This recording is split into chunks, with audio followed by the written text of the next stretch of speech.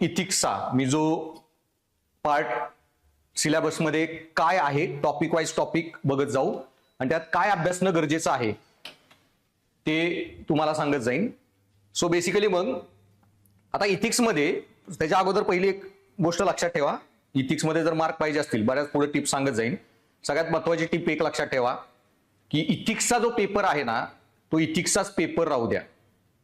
त्याला पॉलिटीचा आणि इकॉनॉमिक्सचा आणि गव्हर्नन्सचा पेपर बनवू नका. लिटरली निम्म्या क्लासेसमध्ये काय चाललंय की पॉलिटीच्या मास्टरला इथिक्स शिकवायला होतात, गव्हर्नन्स ऍडमिनिस्ट्रेशन थोडा बहुत त्याचा पार्ट शिकवा. अरे जर तेच उत्तर इकडे लिहायचे असतील तर मग यांनी इथिक्सचा पेपर सेपरेट बनवलाच कशाला असता. सो सेम प्रश्न पॉलिटीच्या पेपरमध्ये आला ना टोटल वेगळं उत्तर आहे, इथिक्सच्या पेपरमध्ये आला उत्तर वेगळं असणार आहे. तुम्हाला ते तत्वज्ञानाच्या अँगलनी जो इश्यू लिहायचा आहे.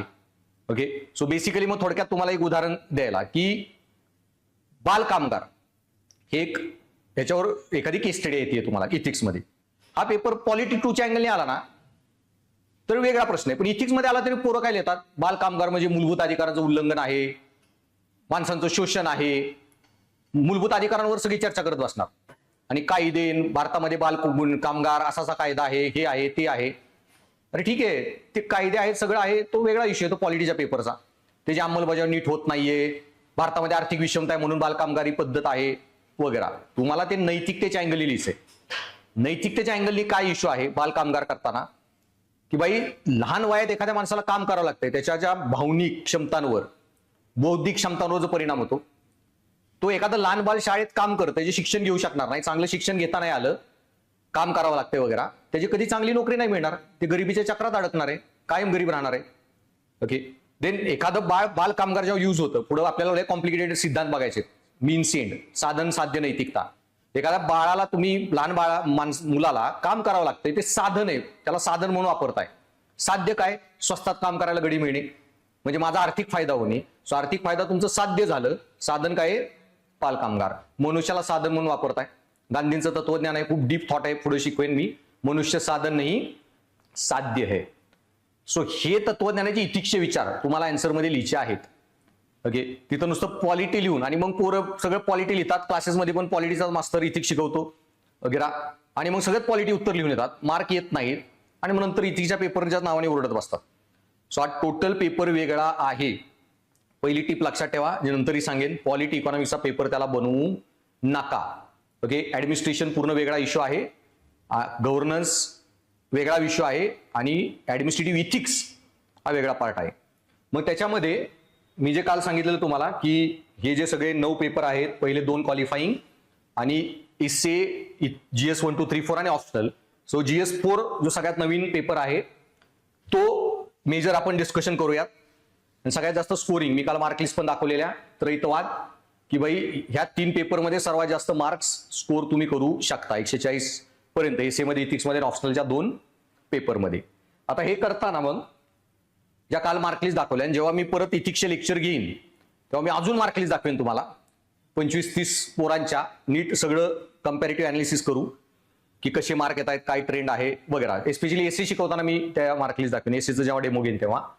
मग त्याच्यामध्ये काल मी जे सांगितलेलं की हा विषय काय आहे बेसिक डिस्कशन करताना, नीतिशास्त्र, सचोटी आणि अभियोग्यता 3 शब्दांमध्येच पूर्ण विषयाचं एक्सप्लेनेशन आहे. सो नीतिशास्त्र तत्वज्ञानाचा भाग, सचोटी म्हणजे तुमचा ऍडमिनिस्ट्रेशन प्रशासनाचा भाग आणि अभियोग्यता योग्यता ऍप्टिट्यूड ते मानसशास्त्राचा भाग. सो ऍप्टिट्यूड म्हणजे काय असतं, योग्यता, की कुठलीही नोकरी करण्यासाठी तुमच्याकडे योग्यता आहे का. मग तुमचा जो CSATचा पेपर आहे ना UPSC civil service aptitude test म्हणजे काय की उद्या तुम्हाला अधिकारी व्हायचंय, अधिकारी व्हायला तुम्हाला कुठली गोष्ट लागणार आहे बेसिक की बाबा डिसिजन मेकिंग, लॉजिकल रिझनिंग, निर्णय घ्या. सो ऍप्टिट्यूड तुम्हाला लागणार आहे ऍज अ प्रशासकीय अधिकारी. CSAT पेपर ते चेक करत आहे. तसं एक प्रशासकीय अधिकारी म्हणून तुम्हाला बेसिक अंडरस्टँडिंग आहे का प्रशासनाचं, प्रशासनातील मूल्यांचं, लोकांची कसं वागावं, बोलावं, भावनिक बुद्धिमत्ता, या सगळ्या गोष्टीची आणि ऍटलिस्ट कन्सेप्ट तरी माहिती आहेत का तुम्हाला, ती अभियोग्यता. सो हे तुमचं मेजर केलं जाणार आहे. आणि पहिलं एक गोष्ट लक्षात ठेवा की बराच इश्यू होतो इथिक्स पेपरमध्ये असं चर्चा की इथिक्स पेपर म्हणजे नुसतं नीतीशी घेणं देणं आहे त्याचं. अजिबात योग्य अयोग्य, नैतिक अनैतिक हार्डली तुम्हाला एखादा प्रश्न येईल त्या रिलेटेड. मला काय म्हणायचं, मध्ये जो त्या पूजा खोडकर मॅडम होत्या ना, त्यांनी मोठा इश्यू केला.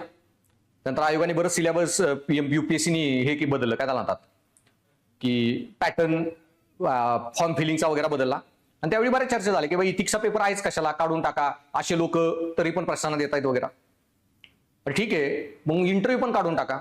इंटरव्ह्यू कशासाठी, पर्सनॅलिटी असेसमेंट. तुम्हाला काय तिची पर्सनॅलिटी असेस झाली, 5 चेअरमन बसलेला आहात एवढे अनुभवी, 30-40 वर्षाची नोकरी करून, तुम्हाला तिचं पर्सनॅलिटी अभ्यास करता नाही आली, जज करता नाही आली की तिचं कशी व्यक्ती आहे. सो पॉइंट पहिला की इथिक्स इश्यू म्हणून नैतिकतेच अँगल हे डोक्यातून काढून टाका.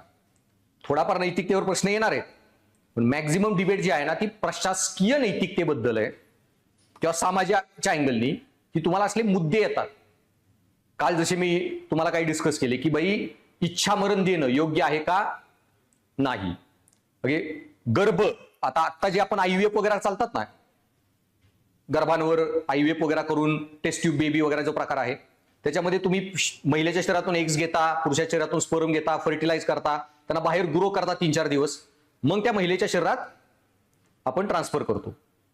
ही सगळी जी प्रोसेस आहे, ह्याच्यामध्ये गर्भ जो वाढवला जातो, बरेच गर्भ डिस्ट्रॉय होतात. मग हे अनैतिक आहे का, ह्या ज्या प्रश्न आहेत. किंवा गर्भ डिस्ट्रॉय करतो तुम्ही, तर आत्ता तुम्ही गर्भावर रिसर्च करता, त्यामुळे आपल्याला मानवांच्या बद्दल बरीच माहिती मिळते. मग ते 15 दिवसापर्यंत तुम्ही गर्भावर रिसर्च करू शकता. 15 दिवसाच्या पुढे गर्भावर रिसर्च करणं अलाउड नाहीये कायद्यात. पण वैज्ञानिकांचं म्हणणं आहे की आम्हाला अजून वेळ वाढवून द्या, 3 महिन्यापर्यंत रिसर्च करू द्या. म्हणजे ते एग आणि स्पर्म बनवले जे आहे ना, झायगोट, ते डेव्हलप होत आहे, सेल्स डिव्हिजन होत आहे. मग बाई हे वाढवणं योग्य आहे का नाही, असे प्रशासनाच्या अँगलनी जे इश्यू आहेत ते तुम्हाला ऍड्रेस करता आले पाहिजेत.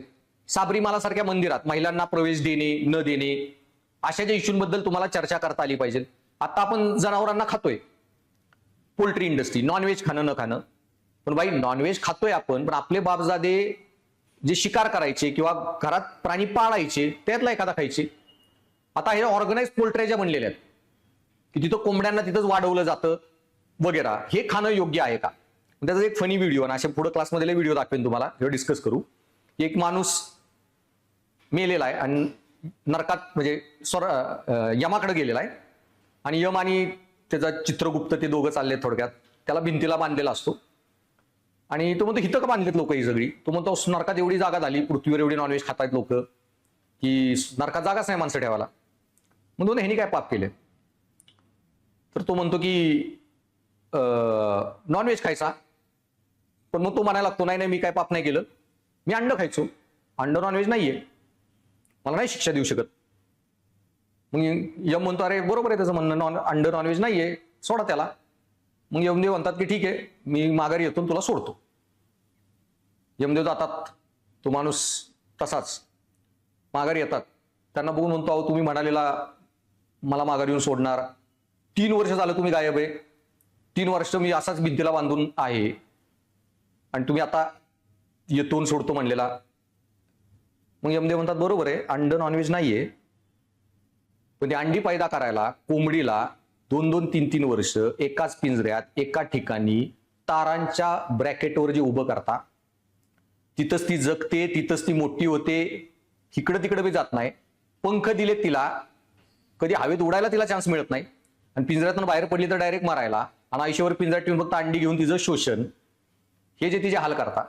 सो बाई पोल्ट्री इंडस्ट्री किती अनैतिक प्रकार आहे वगैरे, हे तुम्हाला सगळे तर्क करायला पाहिजे. आता जे आपलं बीफ वगैरे सगळा इश्यू चालू आहे, बीफ मध्ये गाईला मारून किंवा कुठल्या प्राण्याला मारून बीफ इंडस्ट्री चालते ना, हे म्हणायला लय इझी आहे की बीफ खाणाऱ्यांमुळे सगळा इश्यू आहे. पण बाई प्रत्येक माणूस जो दूध पितो ना त्याच्यावर गोहत्येचं पाप राहतं. तुम्ही बऱ्यापैकी शेतकऱ्यांची पोर असाल सगळे, मला सांगा की एक गाई विकली कितीला जाते, गाई म्हैस प्राणी 50,000, 50 पकडा. आता लहानपणापासून ते खोंड जन्माला आलेलं आहे, मोठं विकायला, मोठं झाल्यावर 50,000 किंमत, मोठं होऊन विकायला किती हे जात असेल बरं, अन्नधान्याचा खर्च. रोज खायला घालायचंय त्याला, त्या गाईला वगैरे म्हैशीला, आणि मग विकायचंय. खाण्यापिण्यावर किती खर्च होईल वाटतंय का? 50,000 पेक्षा कमी होईल. किती खर्च होत असेल मग खाण्यापिण्याचा?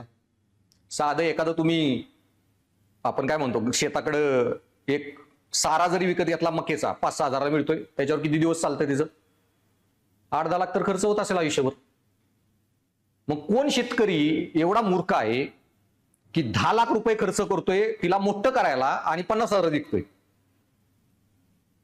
कॉमन सेन्स आहे. सो भाई, तुम्ही तिच्याकडून दूध काढून घेता, दूध विकता, त्याच्यावर पैसा कमवता आणि ते प्रॉफिटेबल होऊन ते परवडतं की 10 लाख तिलावर खर्च केले, 30-1 लाख कमवले, मग आता 50,000 विकली. सो पॉइंट आहे, मग जेव्हा जे दूध पितायत ना, तुम्ही पण ते ऑर्गनाइज एक्सप्लॉयटेशनचे भाग आहात नीतीशास्त्रात नुसार. सो ह्याच गोष्टी तुम्हाला नीट सगळ्या कळल्या पाहिजेत. आता तर कृत्रिम मांस पण आलेलं आहे. मग कृत्रिम मांस खाणं योग्य आहे का? योग्य आहे ते खाणं, कारण कृत्रिम मांसात कुणाला जीवच जात नाहीये. मग तुम्हाला तत्वज्ञानाच्या अँगल विचार करावा लागतो नीट समजून.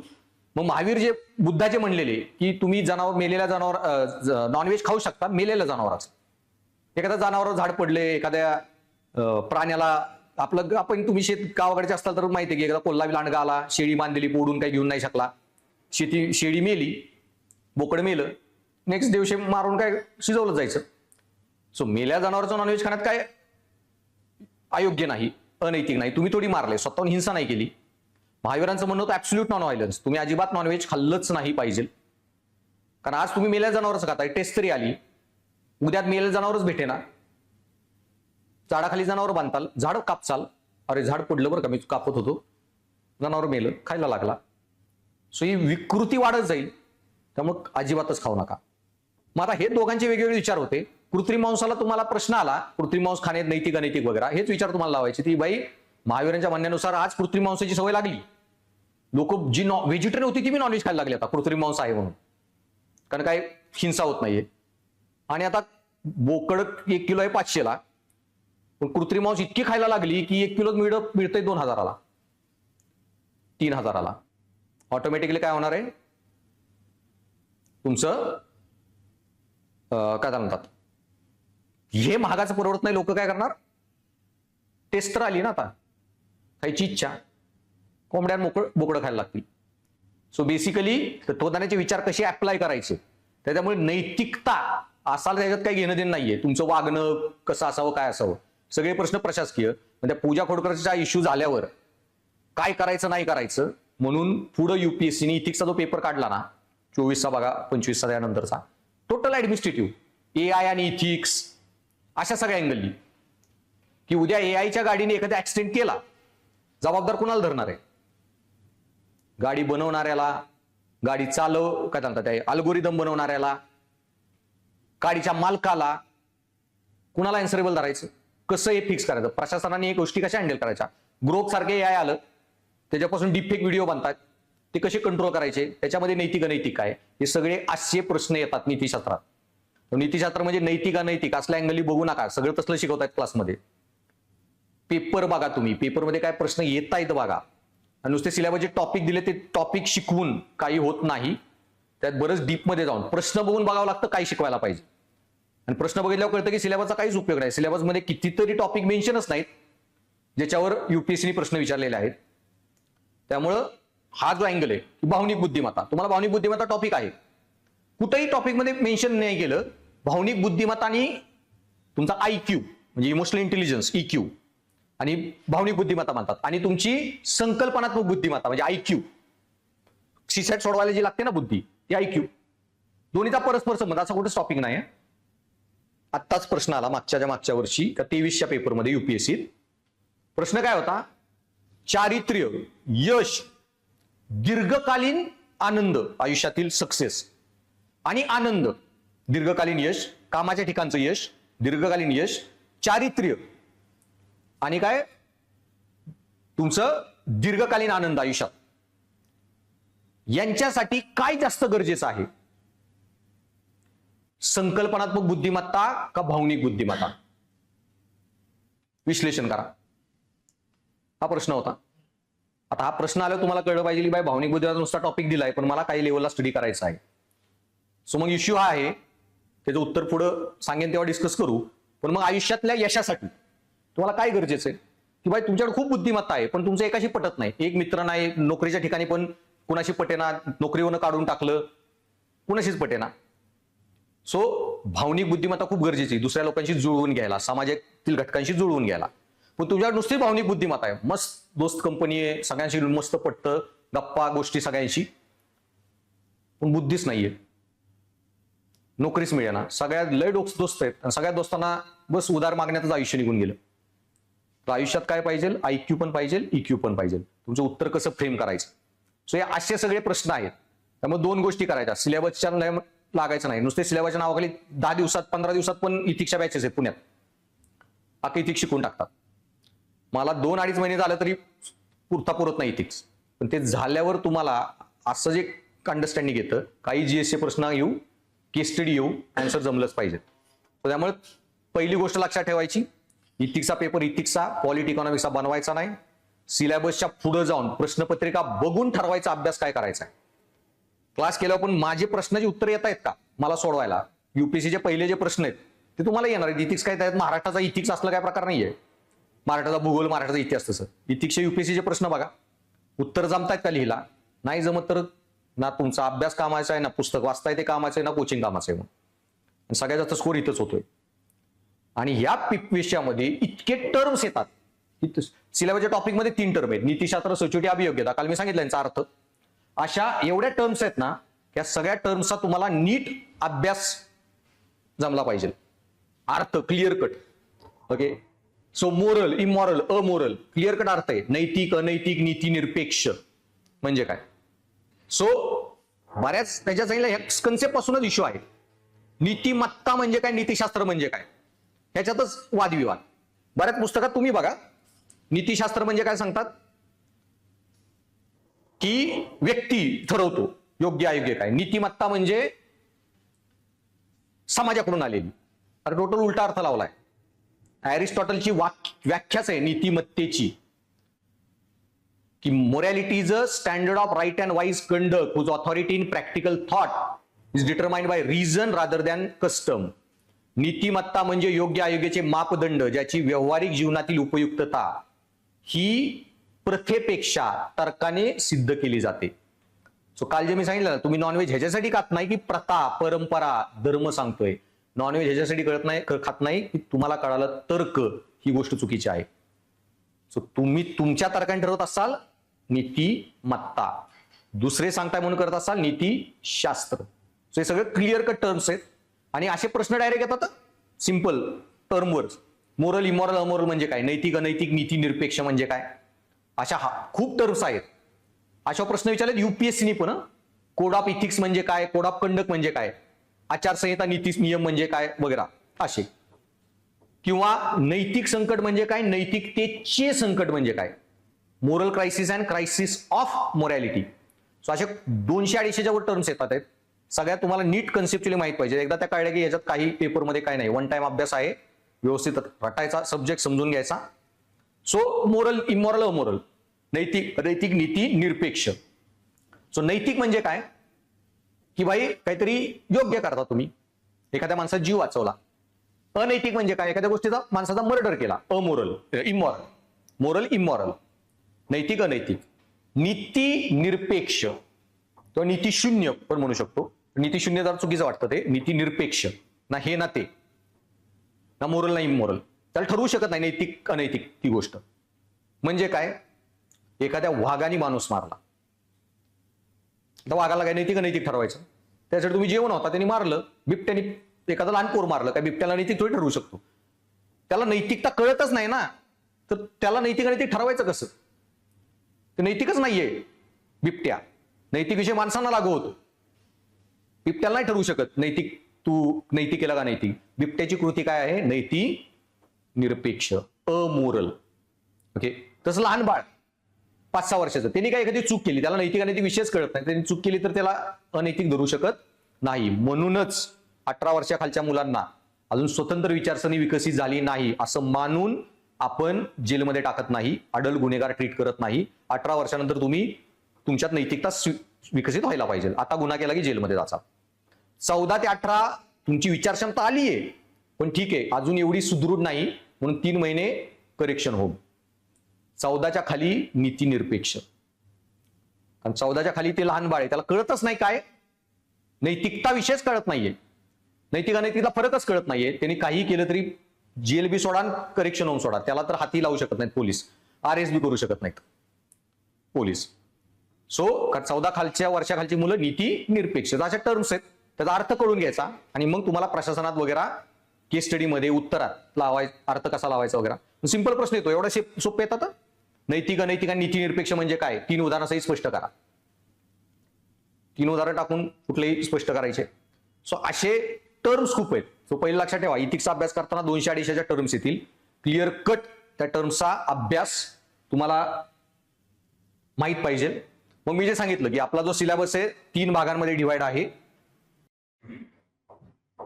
सो मग हे जे 3 भाग आहेत सिलेबसचे, काल मी बेसिक ओव्हरव्ह्यू दिलेला. सो पहिला भाग आहे तत्वज्ञान. तत्वज्ञानामध्ये तुम्हाला हे सगळे Buddha, Mahavira, Aristotle, Plato, Socrates, Kant, Bentham, John Locke, Bhagavad Gita, खूप इम्पॉर्टंट थिंकर जे आहेत ते वेगवेगळे तत्वज्ञानचे विचार सांगणार आहेत, म्हणजे ते स्टडी करायचे आहेत. मानसशास्त्राचा पण काल सिलेबस सांगितला, भावनिक बुद्धिमत्ता, वृत्ती, मूल्ये, सामाजिक प्रभाव, जो शेवटी व्हिडिओ दाखवला मी लिफ्टवाला, ते जे 3-4 टॉपिक आहेत. आणि लोक प्रशासन म्हणजे प्रशासनात प्रॉपर ऍडमिनिस्ट्रेशन मध्ये काय समस्या आहेत आणि प्रशासन चालवताना तुम्हाला कुठल्या गोष्टी कराव्या लागतात, तो सगळा तुमचा लोक प्रशासनाचा भाग. मग याच्यामध्ये सिलेबसचा काय काय टॉपिक आहेत, त्याचे अर्थ काय. तत्वज्ञानाचा सिलेबस सगळ्यात छोटा आहे, सगळ्यात जास्त अभ्यास त्याचा करावा लागतो. अर्धे लेक्चर आपले जवळपास 60% तत्वज्ञान चालणार आहे, 51% 25% सायकोलॉजी पार्ट आणि 25% तुमचा काय त्याला म्हणतात प्रशासन. सो कारण त्याचा एक टॉपिक असा दिलाय ना त्यांनी, नैतिकतेचे पैलू, आणि या नैतिकतेचे पैलू या टॉपिक मध्ये इतका मोठं तत्वज्ञान आहे, इतकं जास्त डेटा येतो. सो तुम्हाला फक्त ओव्हरव्ह्यू देतो. सो नैतिकतेच्या पैलूपासून आपण सुरुवात करूया. नाही कळलं तरी चालेल, हे सगळं नंतरच शिकायचंय. तर त्या सिलेबसमध्येचा अर्थ काय, या टर्म्सचा टॉपिकमध्ये काय एक्सपेक्ट आहे तेवढं सांगायचंय. सो नैतिकतेचे 4 पैलू असतात, लक्षात ठेवा. ओके, एक पैलू आहे तुमचा विश्लेषणात्मक नीतिशास्त्र, एक आहे नियामक नीतिशास्त्र, एक आहे तुमचा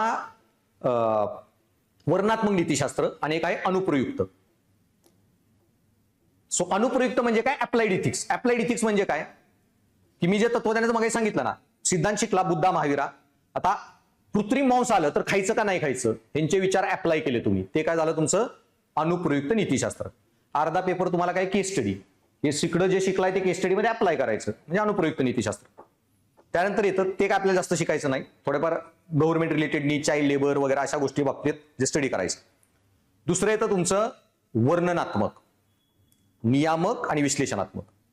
वर्णनात्मक नीतिशास्त्र म्हणजे काय, या ब्रांचमध्ये नीतिशास्त्राबद्दल योग्य अयोग्य काही चर्चा केली नाही जात. वर्णनात्मक नीतिशास्त्र म्हणजे काय, नुसतं वर्णन केलं जातं नैतिकतेत, कोण कसं काय. म्हणजे काय, मी वर्णनात्मक नीतिशास्त्रज्ञ आहे, समजा मी महाराष्ट्रात आलो तर काय करणार, मी महाराष्ट्र सगळा स्टडी केला, भारत स्टडी केला फॉर एक्झाम्पल, तर मला भारतात काय दिसलं समजून घ्या. भारतात मला काय दिसलं, भारतातले मुलं त्यांच्या आई वडिलांबरोबर राहतात आणि आई वडिलांची काळजी घेतात, आणि जी मुलं आई वडिलांची काळजी घेत नाही त्यांना अनैतिक मानलं जातं.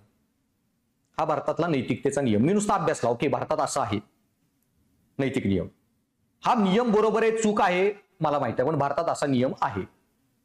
मी अमेरिका युरोपमध्ये फिरायला गेलो, अमेरिका युरोपमध्ये मला तिथं दुसरे हे दिसले, तिकडच्या लोकांचं बघितलं, आणि मला अमेरिका युरोपमधली मुलं आई वडिलांची काळजी घेत नाहीत, आणि काळजी नाही घेतली तरी ते अनैतिक नाहीयेत.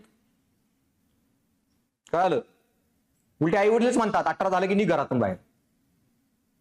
सो अमेरिकेतली मुलं आई वडिलांची काळजी घेत नाहीत तरी पण ती नैतिक, इंडियातली मुलं आई वडिलांची काळजी घेतात, नाही घेतली तर अनैतिक. 2 वेगळे नियम आहेत.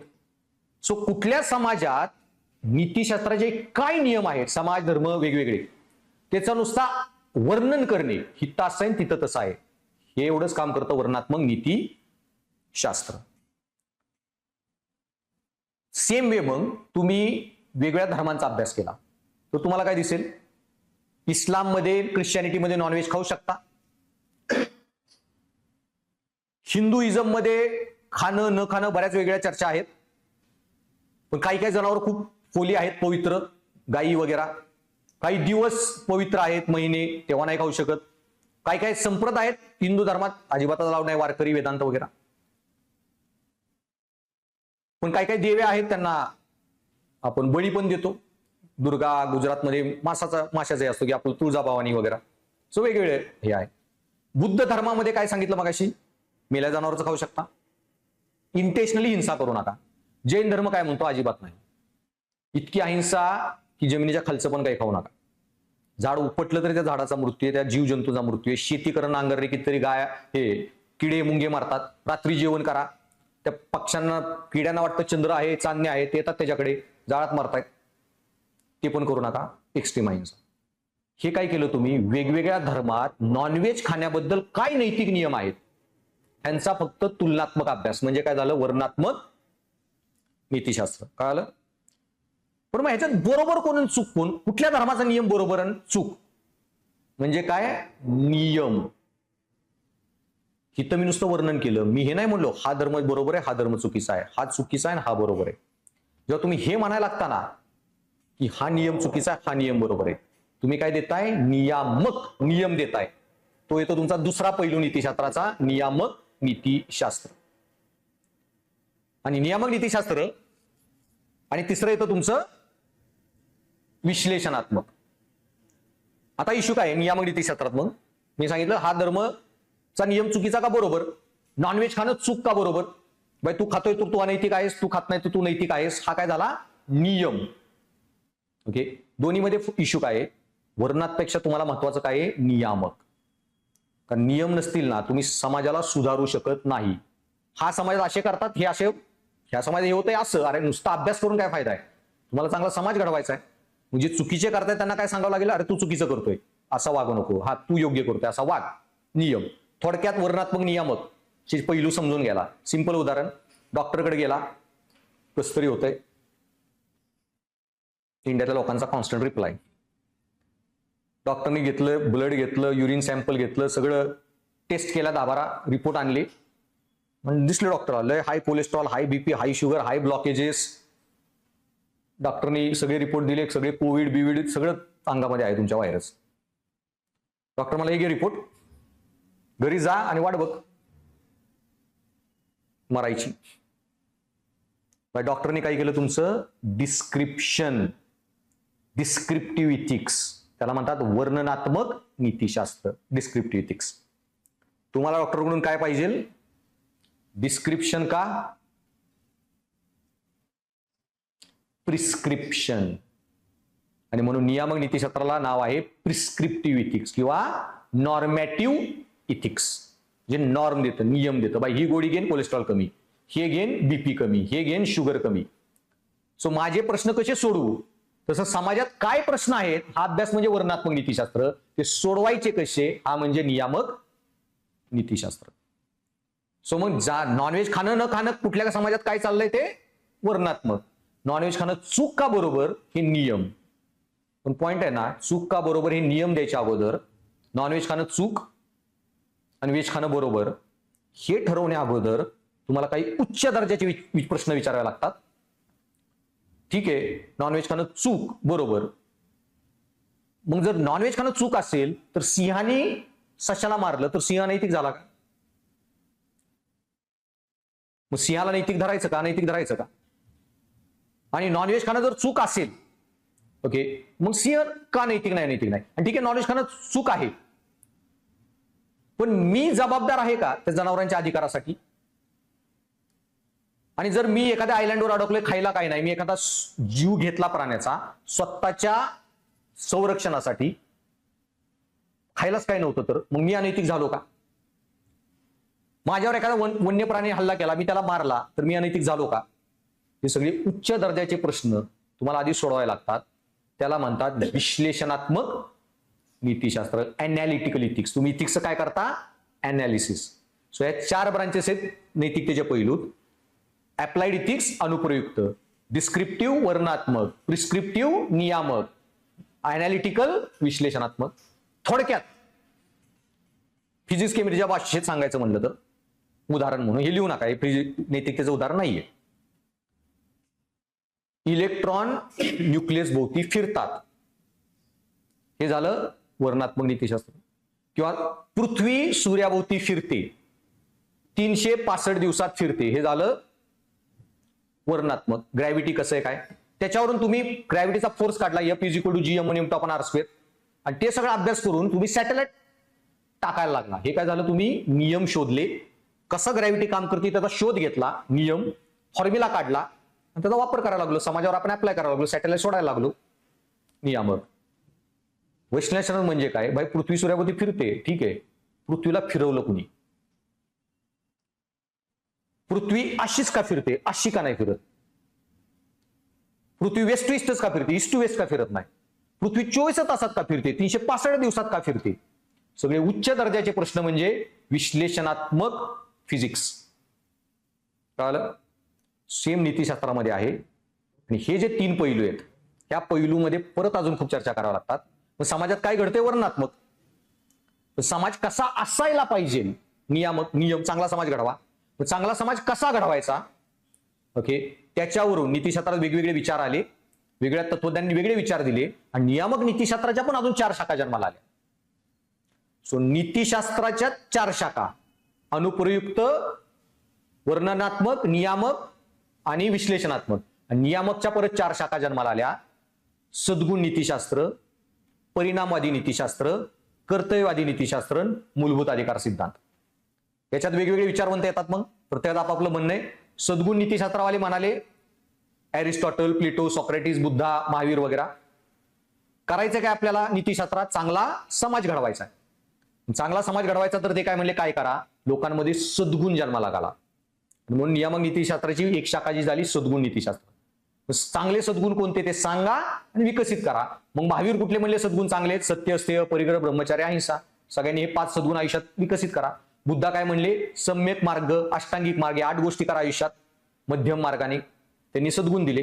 भगवद्गीतेने पण सद्गुण दिले, स्थितप्रज्ञ, संतुलन, सत्विक, रजस, तमस वगैरे. हे सद्गुण विकसित करा. प्रत्येक तत्वज्ञानाने आपापले वेगवेगळे सद्गुण सांगितले. सद्गुण नीतिशास्त्रात असे 18 तत्वज्ञानी येतात, एक शाखा. दुसरी शाखा काय म्हणली, सद्गुण बिद्गुण काही घेणं देणं नाही आपल्याला. नीतिशास्त्राचं म्हणणं काय, समाज चांगला घडवणे. चांगला समाज म्हणजे काय, आनंदी समाज. चांगला समाज सिंपल गोष्ट काय, ज्या समाजात सगळे आनंदी आहेत, सुखी आहेत. मग तुम्ही काही कृती करा, एखादा दुर्गुणी माणसाने काहीतरी कृती केली आणि समाजाची भलाई झाली, चांगलं ना, काय फरक पडतोय. सो एखादा दुर्गुणी माणसाने काय म्हणतात, नदीत एखादा माणूस पडलेला, दुर्गुणी माणूस बघायला गेला, तो लिहून तोही पडला, पण त्याला पोहायला येत होतं, त्याने त्या माणसाचा जीव बाहेर काढला आणि वाचवला. बाई ठीक आहे ना, तो दुर्गुणी होता, जीव वाचवला ना त्यांनी, समाजाचं कल्याण झालं. नीतिशास्त्रात काय, समाजाचं कल्याण महत्वाचं, परिणाम महत्वाचे. दुसरी शाखा काय, परिणामवादी. कर्तव्यवादावाले काय म्हणले, तिसरी शाखा म्हणजे नैतिकता परिणामात नाही, तुमची कर्तव्य चांगली पाहिजेत, कर्तव्य चांगली ठेवा, परिणाम किती वाईट आले तरी चालेल. भगवद्गीतेत कृष्णा काय सांगत होते अर्जुनाला, कर्म कर, फल की अपेक्षा मत कर. तू लढ, लोक मरतील नाही मरतील तुला घेणं देणं नाही, तू तुझे योग्य कर्म कर, नैतिक कर्म कर. नैतिक कर्म करत मेला तरी चालेल, कर्म कर, परिणामचा विचार करू नको. म्हणून कर्तव्यवाद एक आला. मग बेसिकली सोपं एक उदाहरण नियामकचं काय, सपोज तुम्हाला प्रश्न की तुमच्या घरा शेजारी लहान मूल राहतं, पोरग अनाथ आहे, ते सोसायटीतलं पोरग आहे, सोसायटीवाले सांभाळतात त्याला, रोज एक जण खायला प्यायला घालतो, व्हॉटेवर. असले प्रश्न तर डायलेमा, हायपोथेटिकल कमी येतील पण विचारतात. आता ते जे मूल आहे ना, अचानक कळालं की त्याला एक आजार झालेला आहे, लय आजारी आहे, त्याला आजच्याच रात्री इंजेक्शन पाहिजे, 10,000 रुपयाचं इंजेक्शन आहे, पण तुमच्याकडे पैसेच नाहीयेत. आणि जर आज त्याला ते इंजेक्शन नाही दिलं तर ते मूल मरेल. तुम्ही मेडिकल शॉपमध्ये गेला, त्याला म्हणला मला इंजेक्शन दे, 5,000 रुपये माझ्याकडे, 5,000 मी नंतर देतो, तुम्हाला नाही बाबा 10,000 दे तरच. तुम्ही लय गायावाई केली पण त्यांनी काही इंजेक्शन दिलं नाही. मग तुमच्याकडे एक ऑप्शन आहे, रात्री ते मेडिकल फोडा, चोरा औषध आणि त्या बाळाला जीव वाचवा. काय करणार तुम्ही, चोरी करणार, जीव वाचवणार तुम्ही 3-1 महिने जेलमध्ये असाल चोरी केल्याबद्दल, बाळाचा जीव वाचेल? ते ऑप्शनच नाही, ह्या 2 मध्ये फक्त सांग.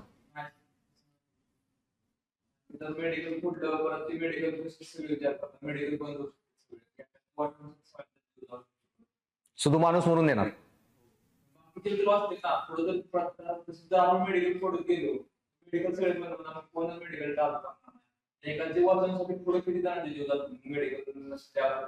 काय करणार? चोरी करणार? नाही करणार. बरं ठीक आहे, तू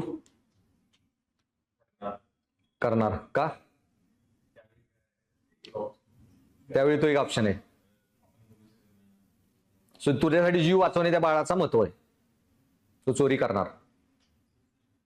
चोरी करणार. दोघांचं म्हणणे चोरी करणार, दोघांचं म्हणणे नाही करणार. चोरी करायचं म्हणणं आहे की जीव वाचवायचा. सो तुम्ही दोघं आहात परिणामवादी नीतिशास्त्राचे, की कृती डझंट मॅटर, परिणाम महत्वाचा आहे, बाळाचा जीव वाचवणे. ह्या दोघांचं म्हणणं आहे. त्याची एक आर्ग्युमेंट आहे की चोरी केली आज बाळाचा जीव वाचेल, पण हा समाजासाठी हा चांगला नियम नाहीये. नियम नीतिशास्त्र बघतोय आपण. सगळेच चोरी करायला लागले तर उद्या कोणीही मेडिकल शॉप उघडणार नाही. जास्त लोक बिना औषधाची मरतील. त्याच्यामुळे चोरी करणेच नैतिक नाही केली पाहिजे. तुम्ही काय म्हणताय? नियम, परिणाम डझंट मॅटर. आता बाळाचा जीव वाचव किंवा न वाचव, चोरी करणं चुकीचं आहे. सो जे म्हणले नैतिकता करा चोरी, परिणामवादी नीतिशास्त्र. जे म्हणले चोरी नाहीच करायची, काही परिणाम आले तरी नैतिक कर्मच करायचं, परिणामांचं बघायचं नाही, ते कर्तव्यवादी. आता एवढं सोपं नाही बरं का. ह्याच्यात इतके आर्ग्युमेंट येणार आहेत ना, तर पॉइंट आता फक्त तुम्हाला ब्रेन टीजर द्यायला.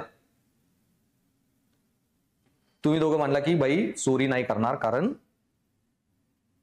पुढं समाजावर परिणाम होईल. ठीक आहे, ते लहान बाळ आहे ना, ते तुझं बाळ आहे, तुझं पोर आहे. तेव्हा ठीक आहे, तुला बाळ अजून लग्न नाही, पाळ नाही, तू इमॅजिन नाही करू शकत. मरणारा माणूस तुझे वडील आहेत. आता म्हणशील का वडील जाऊ द्या, पण पुढच्या बऱ्याच लोकांचे जीव वाचवायचे, त्यामुळे तुम्ही मारा. मग आता चोरी करणार आहे, सो नियम बदलला. हाच इश्यू आहे कर्तव्यवादात. कर्तव्य म्हणजे कर्तव्य. मग कृष्णाला अर्जुनाने काय सांगितलेलं कर्तव्यवादात? कर्तव्यवादात 3 सिद्धांत येतात, 3 थिंकर: कांत, गांधी आणि भगवद्गीता. आणि भगवद्गीतेत कृष्णाचा प्रश्न काय होता अर्जुनाचा कृष्णाला, की इतकी लोक मारू, पाहुणे रावळी माझे सगळे, काका आजोबा जे पण लोक आहेत घरातली, माझ्या बायकोचा बदला घेण्यासाठी मी इतक्या लोकांचे जीव घेणे मला नैतिक वाटत नाही. त्यावेळी कृष्णाचं जे वाक्य होतं, ये युद्ध नातो और संबंधों की स्थापना के लिए नहीं है कुंती पुत्र, इसलिए अपने कर्तव्य को पहचानो और तब निर्णय लो. ही लढाई तुमच्या याच्यासाठी नाही, तुझ्याच नातेसंबंधासाठी. ती द्रौपदी होती काय, तुझी बायको, का कोणी दुसरी बाई होती, आणि ज्यांनी तिच्याशी हे केलं ते दुसरी लोक होती काय, किंवा तुझ्या घरातली होती? म्हणजे दुसरी कोण बायको असती तर तुझ्या घरातली लोक नाही लढणार.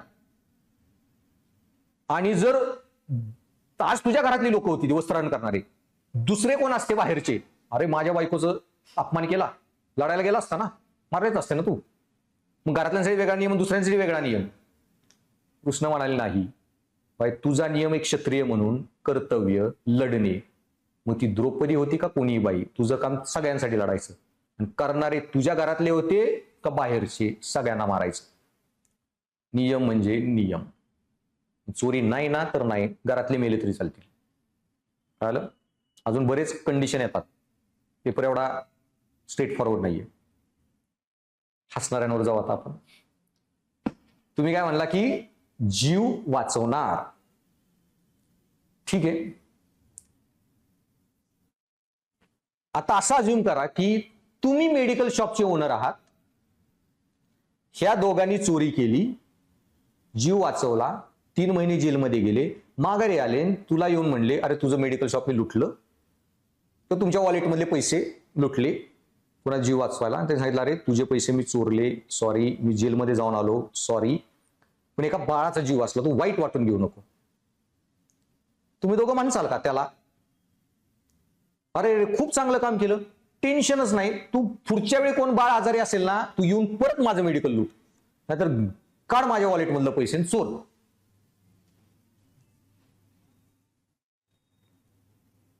म्हणसाल का? काय काय नाही नाही, भरपाई झाली की, ते गेला ना जेलमध्ये, आला ना, भरपाई मिळली तुम्हाला, सगळं झालं, ठीक आहे. त्याला हे म्हणणार का, अरे चोरी करून तू योग्य केलं, पुढं परत कुणाला औषध लागलं ना, परत फोड माझं मेडिकल, चोर माझं वॉलेट. मग तुम्ही दुसऱ्याचं मेडिकल चोरायला तयार आहे, पण तुमचं मेडिकल कोणी चोरलं तर तुम्ही तयार नाही. नैतिकता गायब. हा ठीक आहे ना, मग मग तू म्हणायला पाहिजे ना की पुढच्या वेळी कोणाला अजून औषध लागत असेल, पैसे नसतील, माझं दुकान चोरा. काय आलं? एक्झॅक्टली. सो पॉइंट, मग जे नियम तू दुसऱ्यांवर लावू शकत नाही ते स्वतःवर लावत नाही, ते दुसऱ्यांवर लावायचे नाहीत. आता पुढे हाय लेवल थॉट्स आहेत कळतील, पण कांचंच म्हणणं होतं सगळ्यात नैतिकला सिंपल लॉ, खूप बारी बारी नियम आहेत पुढं, ते सगळे नीट विचार करून लावावे लागतात. Act according to that magazine which you at the same time wish to get govern by, की त्याच कृतीने, कायद्याने जगाशी वागा ज्या कायद्याने तुम्हाला चालेल, जग तुमच्याशी वागलेलं. सो दुसऱ्यांचे मेडिकल शॉप तेव्हाच लुटा जीव वाचवायला किती नैतिक असेल, जेव्हा तुम्हाला तुमचं मेडिकल शॉप लुटलं गेलं तरी तुम्हाला चालेल, ओके. तुमचं मेडिकल शॉप लुटलेलं चालत नाहीये, पण दुसऱ्यांचं लुटायला तयार आहात, नैतिकचा नियम स्वतः नाही लावत, दुसऱ्यांना लावायला तयार आहे.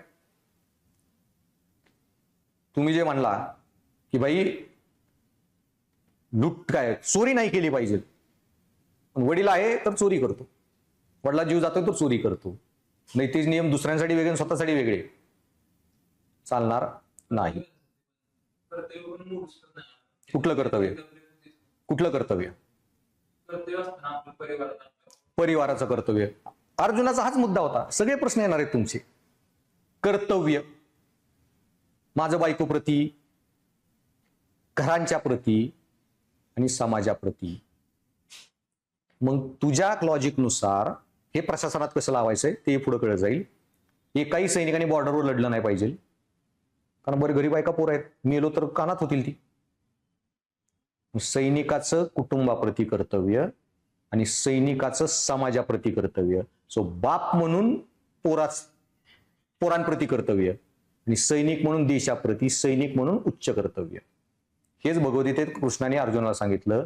नवरा म्हणून लढाई करायची का नाही, नवरा म्हणून द्रौपदी प्रति कर्तव्य आणि क्षत्रिय म्हणून देशाप्रती कर्तव्य.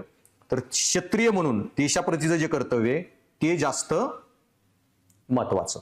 सो कर्तव्यात जेव्हा आपल्याला बघायचं आहे, कर्तव्यामध्ये पण हायरार्की असतात वेगवेगळ्या. तुमचं समाजाप्रती कर्तव्य आणि तुमचं एखाद्या व्यक्तीप्रती कर्तव्य. आणि हा जो मुद्दा आहे ना आपण बोललो, हे खूप डीप मध्ये पुढे शिकायचं आपल्याला. हे सगळे भीष्म सगळे मारले ना, विश्वास होता. भीष्म असतील काका किंवा लय मान माणूस, शपथ घेतली भीष्मांनी की बाई मी काय त्याला म्हणतात हस्तिनापूरची रक्षा वगैरे करणार. हे सगळ्यांची वैयक्तिक कर्तव्य, माझी शपथ, माझं वचन, माझं हे, माझं ते, कुणाला समाजाचं पडलंच नव्हतं.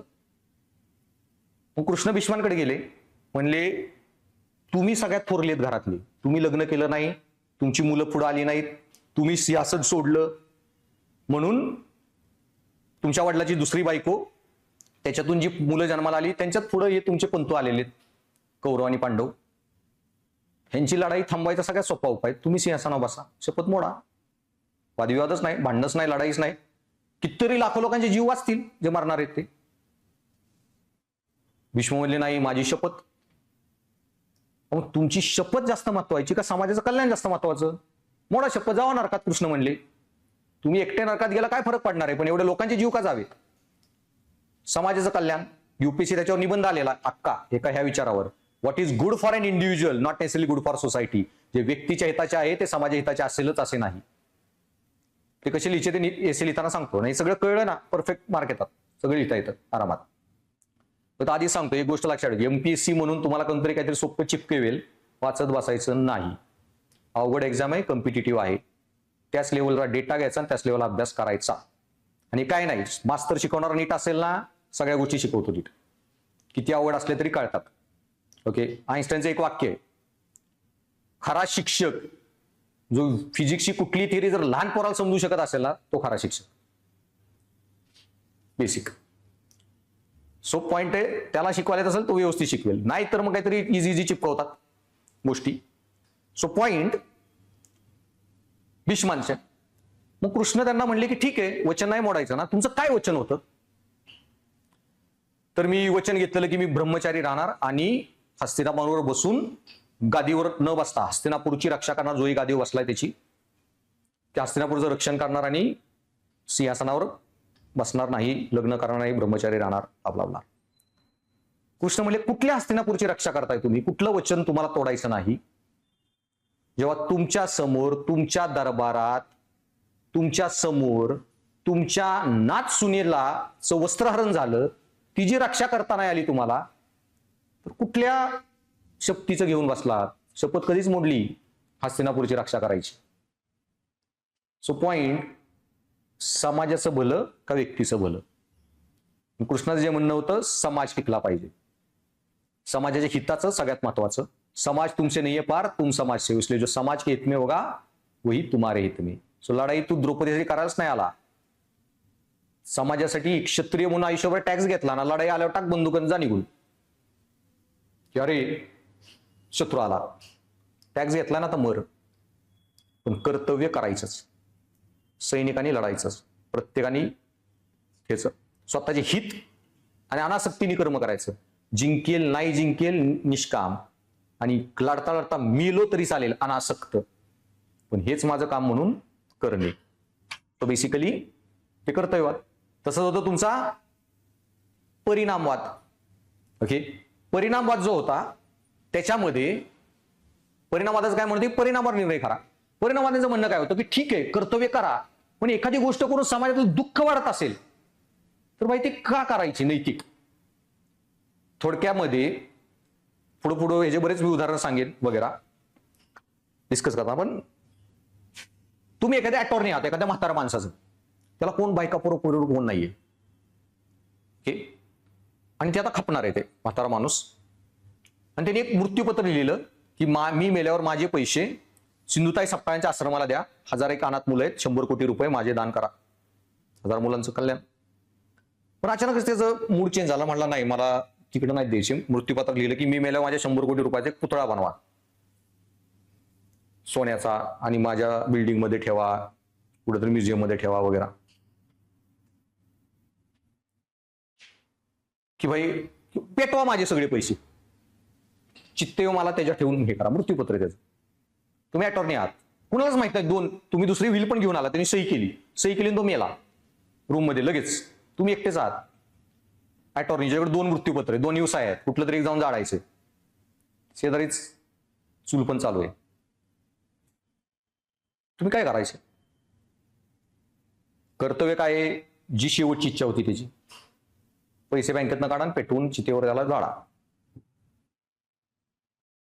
पण भाई ती व्हील मी फाडून टाकली, कुणाला काय माहिती? पैसे 1000 कोटी अनाथ पोरांना दिले, 100 कोटीचे, 1000 पण आयुष्याचं कल्याण. भाई समाज एवढं कल्याण होईल, आनंद आनंद, तर मेला, कुणाला घेणं देणे काय आता?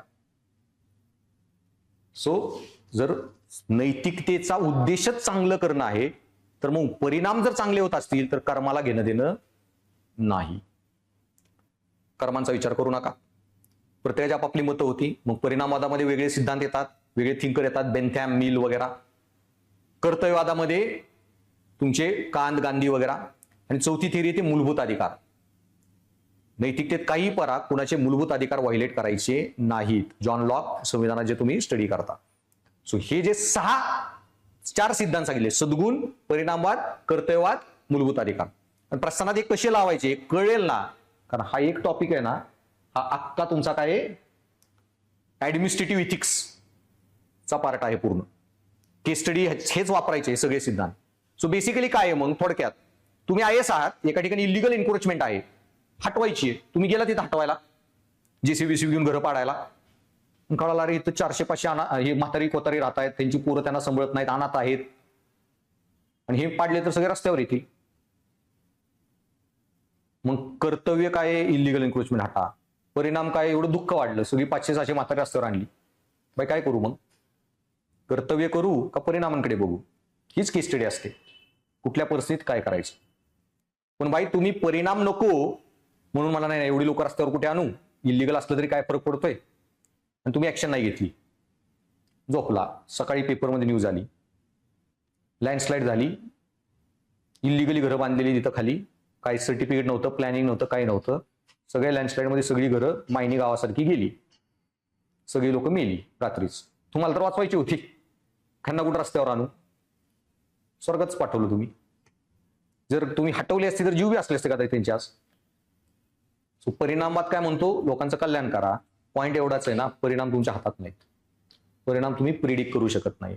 कृष्णाने अर्जुनाला हेच सांगितलं, परिणामात ठीक आहे, पण बाळा परिणामांवर निर्णय घ्यायला गॅरंटीच नाही ना युद्धात पुढे काय होणार आहे. तुम्हारा अधिकार तुम्हारे बाण संधान पर है, तुम्हारा अधिकार तुम्हारी दृष्टि पर है, उस पंछी पर तुम्हारा कोई अधिकार नहीं. सुभाषचंद्र बोस परिणामवादी होते. मला भारतात स्वातंत्र्य मिळलं पाहिजे, हिटलरची मदत तर फरक पडत नाही. परिणाम भारतात स्वातंत्र्य. गांधी कर्तव्यवाद, कर्म चांगली पाहिजेत. प्रश्न इंग्रजांचा नाहीये. इंग्रज आज आहेत उद्या नाहीत. बाबासाहेब पण कर्तव्यवादी. इंग्रज आज आहेत उद्या नाहीत. इंग्रज 150 वर्षापूर्वी आले. 2000 वर्ष कोण होते इंडियात? इंग्रज होते राज्य करायला. महिलांचं काय केलं मग? सती जाळल्या. दलितांचा काय उद्धार केला कोणी? इंग्रज होते हे करणारे. गांधींना बाबासाहेब सगळ्यांचं हेच म्हणणं होतं, भगतसिंग, गोरा साहब जाएगा काला साहब आएगा, क्या बदलेगा? सिर्फ साहब ही बदलेगा. ब्रिटिश टायगर जाऊन बेंगॉल टायगर, काय फरक पडणार आहे? भाई आपल्याला इंग्रजांशी घेणं देणं नाही. आपल्याला सिस्टीम बदलायची आहे, लोकशाही बदलायची आहे, संविधान आणायचे, कायद्याचा देश घडवायचा आहे. गांधीसाठी परिणाम घेणं देणं होतं. स्वातंत्र्य मिळणे का न मिळणे, मिळो न मिळो, 1000 वर्षांनी मिळो नाही 100 वर्षांनी मिळो, गांधीला स्वातंत्र्याची घेणं देणंच नव्हतं. देश कसा घडवायचा. त्याच्यामुळे भारतीय स्वातंत्र्य संग्रामाला काय म्हणले बिपिन चंद्रा, जे गांधींचं जे म्हणणं होतं, नेशन इन द मेकिंग. स्वातंत्र्याची लढाई नाहीये, हे देश घडवण्याची लढाई आहे. आज आपण जे करतोय तसा देश घडणार आहे. आज इंग्रजांशी पण नैतिकतेने लढवलं ना, परकीयांशी, उद्या भारतीय लोकांशी पण आपण कायद्याने लढू. तलवारी घेऊन रस्त्यावर येणार नाही. 2 लोकांच्या रस्त्यावर जरी भांडणं झाली तर माणसं येण्यात म्हणणार, तलवार काढून लगेच गोळ्या घालतो, तुला कोर्टात बघतो. ही मूल्य देणे, हा देश घडवणे, हे जे केलं गांधी, नेहरू, बाबासाहेब सगळ्यांनी. सो त्यांच्या कर्तव्यावर फोकस होता. त्याचा परिणाम आहे. लय डेंजर थिअरीज आहेत, पुढं खूप मोठमोठे इम्प्लिकेशन आहे. समजून आले की तुम्हाला उत्तर लय भारी लिहितात सगळे विचार. सो ते सिद्धांत आणि मूलभूत अधिकार तर संविधानच आहेत, किती महत्वाचे. सो ह्याच्यामध्ये तुम्हाला मग काय सांगितलं मी, नीतिशास्त्राचे नैतिकतेचे पैलू, 4 पैलू: अनुप्रयुक्त, वर्णनात्मक, नियामक, विश्लेषणात्मक. विश्लेषणात्मक मध्ये पण छोट्या मोठ्या चर्चा आहेत, तर पुढे सांगेन. नियामक मध्ये काय? नियामक नियम, 4 नियम येतात. सद्गुण नीतिशास्त्र, सद्गुणी लोक घडवा प्रशासनात, चांगलं प्रशासन चालेल, समाजात चांगली लोक, चांगला देश चालेल, चांगला समाज. सद्गुण नीतिशास्त्र. सद्गुण मध्ये मग येतात Aristotle, Plato, Socrates, Buddha, Mahavir, बरेच लोक. दुसरी शाखा येते परिणामवाद. परिणामवादात बेंथॅम, मिल, अजून बरीच लोक. कर्तव्यवादात येतात गांधी, भगवद्गीता, कांत, आणि मग येते मूलभूत अधिकार सिद्धांत, जॉन लॉक. हे महत्वाची लोक ऍटलीस्ट शिकायचं, अजून बरीच लोक आहेत. कळलं? आणि विश्लेषणात्मक नीतिशास्त्र काय म्हणतो? उच्च दर्जाचे प्रश्न. थोडक्यात काय आहे? नियामक नीतिशास्त्र काय म्हणतं? अरे परिणामावर निर्णय घेऊ नको, कर्तव्याने निर्णय घे. सॉरी, कर्तव्यात म्हणतो परिणामावर निर्णय घेऊ नको, कर्तव्यावर घे. मी जे तुम्हाला सांगितलं. कर्तव्यवादी थिंकर तुम्हाला काय सांगेल? मेडिकल शॉप चोरू, लुटू नको, चोरी चुकीची आहे. परिणामात काय म्हणेल? लूट, जीव वाचलाय ना. अरे जीव महत्वाचा काय? एखाद्याची प्रॉपर्टी महत्वाची. 5000 रुपयाचं नुकसान भरता येईल, भरपाई, जीव आणता येईल माघारी. परिणामात काय म्हणते? परिणामावर निर्णय घ्या. ठीक आहे, काही निर्णय घ्या तुम्ही. विश्लेषण नीतिशास्त्र काय म्हणतं? पुढचे प्रश्न, हे करा ते करा नाही. मी नैतिक का वागू? नैतिक वागण्याचे फायदे काय? जर देव माणसाला नैतिकतेवर पारखत नसेल तर माणसाने नैतिक का वागावे? मॅक्झिमम लोक नैतिक का वागतायत? मेलं नरक नको. समजा उद्या कळलं स्वर्ग नरकच नाहीये, का नैतिक वागायचं? नैतिक अनैतिक होण्यासाठी देवाला मानण्याची गरज आहे का? मी देवाला मानत नसेल तर मी अनैतिक झालो का? मग सगळे 21 लोक जे आहेत नास्तिक, ती का नैतिक झाली का? अरे जगातले सगळ्यात मोठे नैतिक लोक तर नास्तिक होते, बुद्ध आणि महावीर. देवाला नव्हते मानत.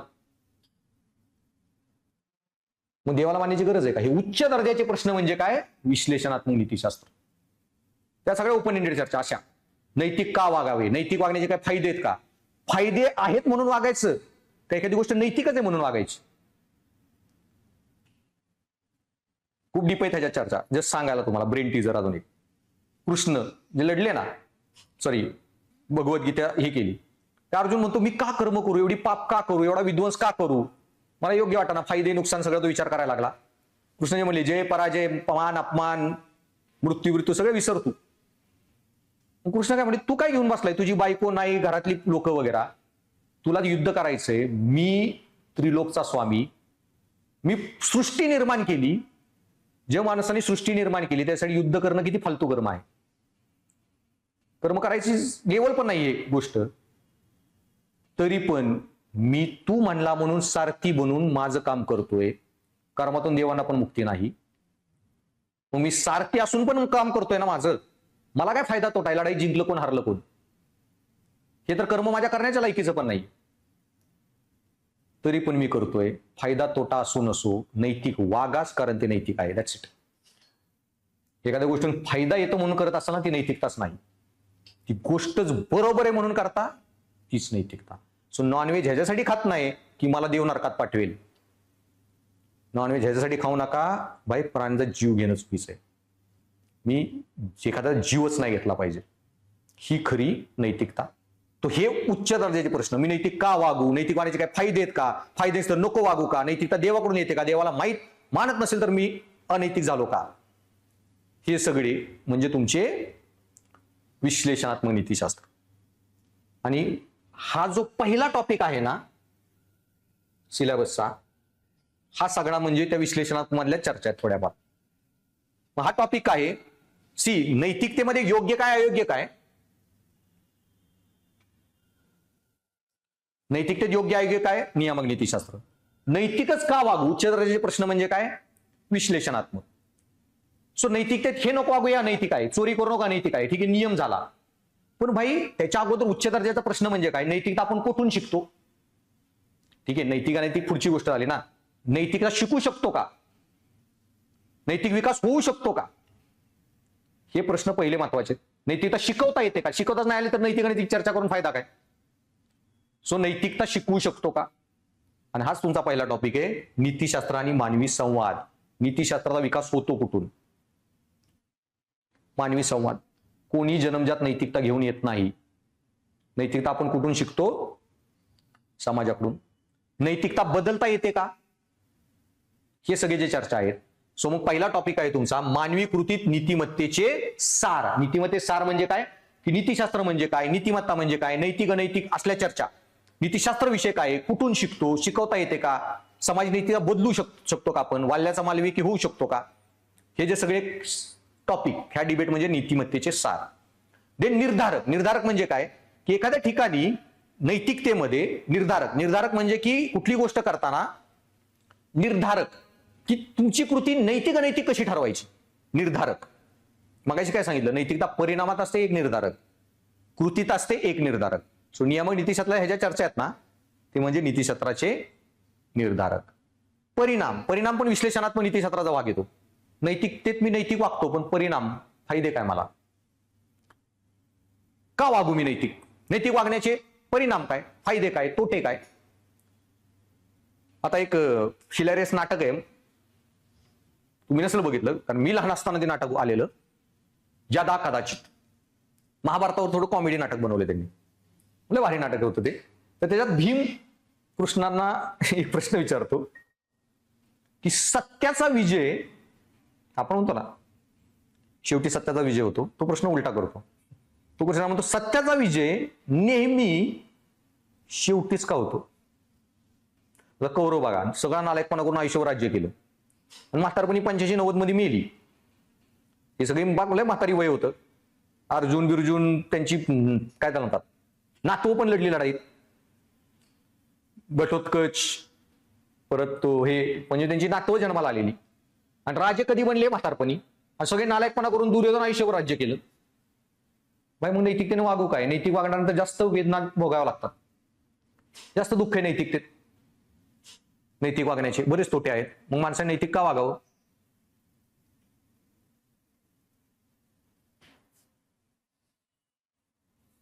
सो हे जे डिस्कशन फायदे तोटे आहेत हे सगळे येतात विश्लेषणात्मक नीतिशास्त्रात.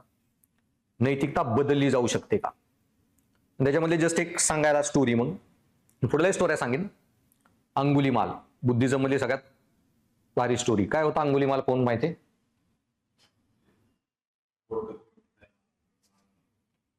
सो तो लय लोकांना मारायचं, जंगलात कोण आलं की मारून माळ घालायचा म्हणून अंगुलीमाल. असं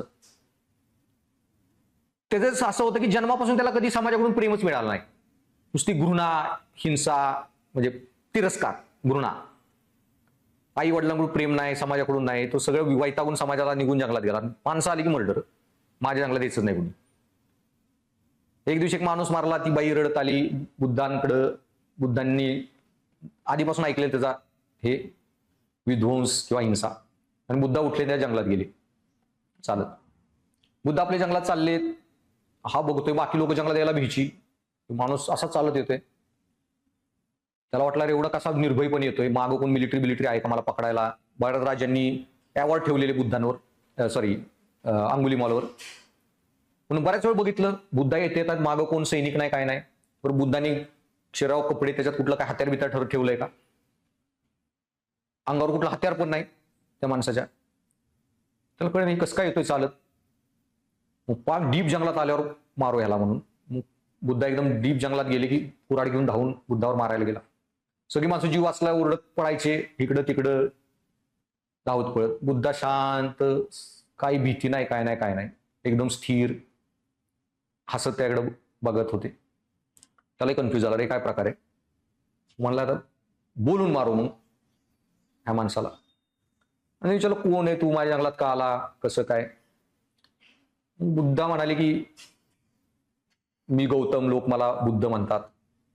तिने ऐकलेलं, आता मेलेल्या एखाद्या माणसाने म्हणला तर अरे गौतम बुद्धांचं नाव घेतलं असेल.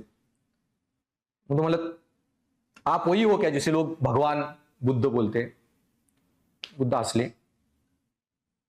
मग म्हणलं काय आहे इथं, कशाला आलेलं आहे माझ्या जंगलात, काय घ्यायला?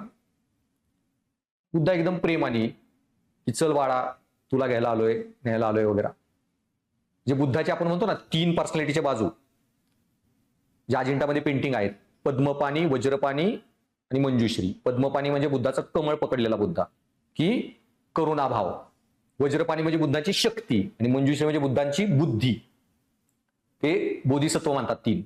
पद्मपाणी हे जो बुद्धा एकदम प्रेमाने वगैरे, म्हणजे तुम्ही असं तुकाराम महाराजांसारखा माणूस, कुणाचा कधी घृणा वगैरेच न करणारा, शांत स्वभावी, प्रेमळ वगैरे असा माणूस. सो ते काय म्हणतात, तसं त्याला जिंदगीत कुणी वागवलंच नव्हतं. आणि बुद्धासारखा माणूस एकदा प्रेमाने ते बोलतोय, त्याला ती भावनाच म्हणजे फिलिंगच अननॅचरल होती अंगुलीमालला. मग बुद्धांशी त्याचं बरंच पुढं बोलणं झालं, आणि त्याचा पूर्ण इमोशनल ब्रेकडाऊनच झाला. एवढ्या प्रेमाने त्याला कधी कुणी वागवलंच नव्हतं, आणि ते करुणाभाव बघून. आणि पुढं मग तो लय रडला, बुद्धांच्या ह्याच्यातून माफी मागितली वगैरे, जे कोणत्या चुकीचं केलं. आणि आपल्याला एवढी स्टोरी शिकवतात मुद्दा म्हणून, अशा शिकवल्यात ना की बुद्धच कळू नये, नावाला शिकवल्यासारखं केलं. ऍक्च्युली इथून बुद्धाची स्टोरी पुढे चालू होती.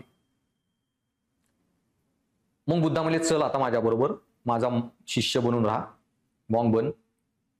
तो म्हणला की ठीक आहे, पण मी इतका लोकांचे मृत्यू वगैरे हे केलं, बऱ्याच राजा महाराजांचा माझ्यावर अवॉर्ड आहे, माझे मर्डर करतील, अरेस्ट करतील, मारतील. बुद्धा म्हणले काळजी करू नको, मी तुला माझा शिष्य डिक्लेअर केलं, कोणी हात लावणार नाही. मला ठीक आहे, पण जरी मी शिष्य झालो, तुमच्या आश्रमातले पण बरेच लोक असतील वगैरे काही, जे कधी मला स्वीकार करणार नाहीत. त्यांच्या घरातलं मी कुणी मारलं असेल, सगळे कुणी मला मैत्रिणी वागवणार नाही, तिरस्कार करतील. मी कुठल्या गावात गेलो तरी मला गावात येऊन द्यायचे नाहीत, भिक्षा मागायला गेलो कोण दारात उभं करणार नाही, लोक थुकतील, मारतील, दान देणार नाहीत, काहीच नाही. कुणाला कोण मी मारलंच आहे, सगळीकडे लोकच मारलेत. कुणाचा बाप मारलाय, कुणाचा पोरग मारले, कसे ते प्रेमाने वागवतील? त्याच्यावर बुद्धांचा जो रिप्लाय होता, I can't help you with that. त्या बाबतीत मी तुझी काही मदत करू शकत नाही. तू जी पाप केली आहेत, कर्म केली, त्याची फळं भोगावी लागणार. तू एखाद्याचा पोरगा मारलाय, त्या बाईला मी कसं सांगू की अरे ह्याला माफ कर? एखादा बाप मारलाय, मी कसं म्हणू अरे काय नाही बाप मेला त्याला माफ कर? ती जी पाप केले तुला भोगावी लागणार. ते थुकले, मारले, उपाशी दान नाही दिलं, उपाशी राहावं लागलं, राहायचं. तिरस्कार झाला, स्वीकार करायचा. जी कर्म केली त्याची फळं भोगावी लागतील.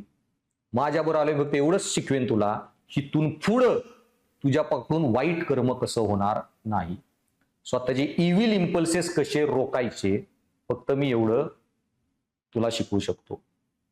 ती जी अंगुलीमाली स्टोरी की पुढं तो सिरियल किलर एक बुद्धिस्टचा खूप चांगला मॉन्क बनला. नैतिकता शिकवली जाऊ शकते.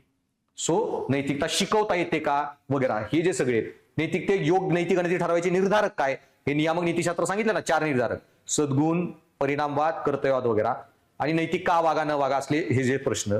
ओव्हरऑल ह्याच्यात खूप चर्चा करायच्यात, दर थिंकरचे लय वेगवेगळी मतं शिकायच्यात, आणि हा सगळा पार्ट पण केस स्टडी वगैरे आणि एसे मध्ये पण खूप कामाला येतो. सो सगळ्या डिटेलमध्ये आपल्याला सुरुवातीला हा सगळा भाग बघायचा आहे. मग येतात काल जे सांगितलेलं मानवी मूल्ये, सुधारक, प्रशासक यांच्या जीवनातून मिळणारे धडे.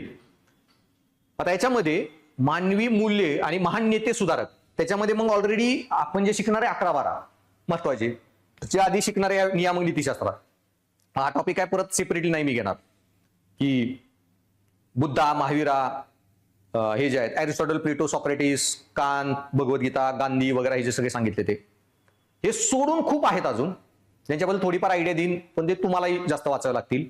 की विवेकानंद, स्वामी दयानंद सरस्वती, महाराष्ट्राच्या अँगलनी मग महात्मा फुले, सावित्रीबाई फुले, अहिल्याबाई, बरेच सुधारक नेते वगैरे, अब्दुल कलाम वगैरे. आता खूप मोठी लिस्ट आहे, त्यात मग महत्वाचे आणि महाराष्ट्राच्या दृष्टीने जे महत्वाचे ते तर तुम्हाला करावेच लागणार. महात्मा फुले, सावित्रीबाई फुले, परत हे जे काय चालतात संत परंपरा सगळी, तुकाराम महाराज, ज्ञानेश्वर महाराज, नामदेव महाराज, एकनाथ महाराज, त्यांच्याबद्दलचे थोडेफार वेदांतातले जे काही लोक आहेत त्यांचे, समर्थ रामदास, नाथ संप्रदाय, महानुभव पंथातली काही लोक, ते तत्वज्ञानी.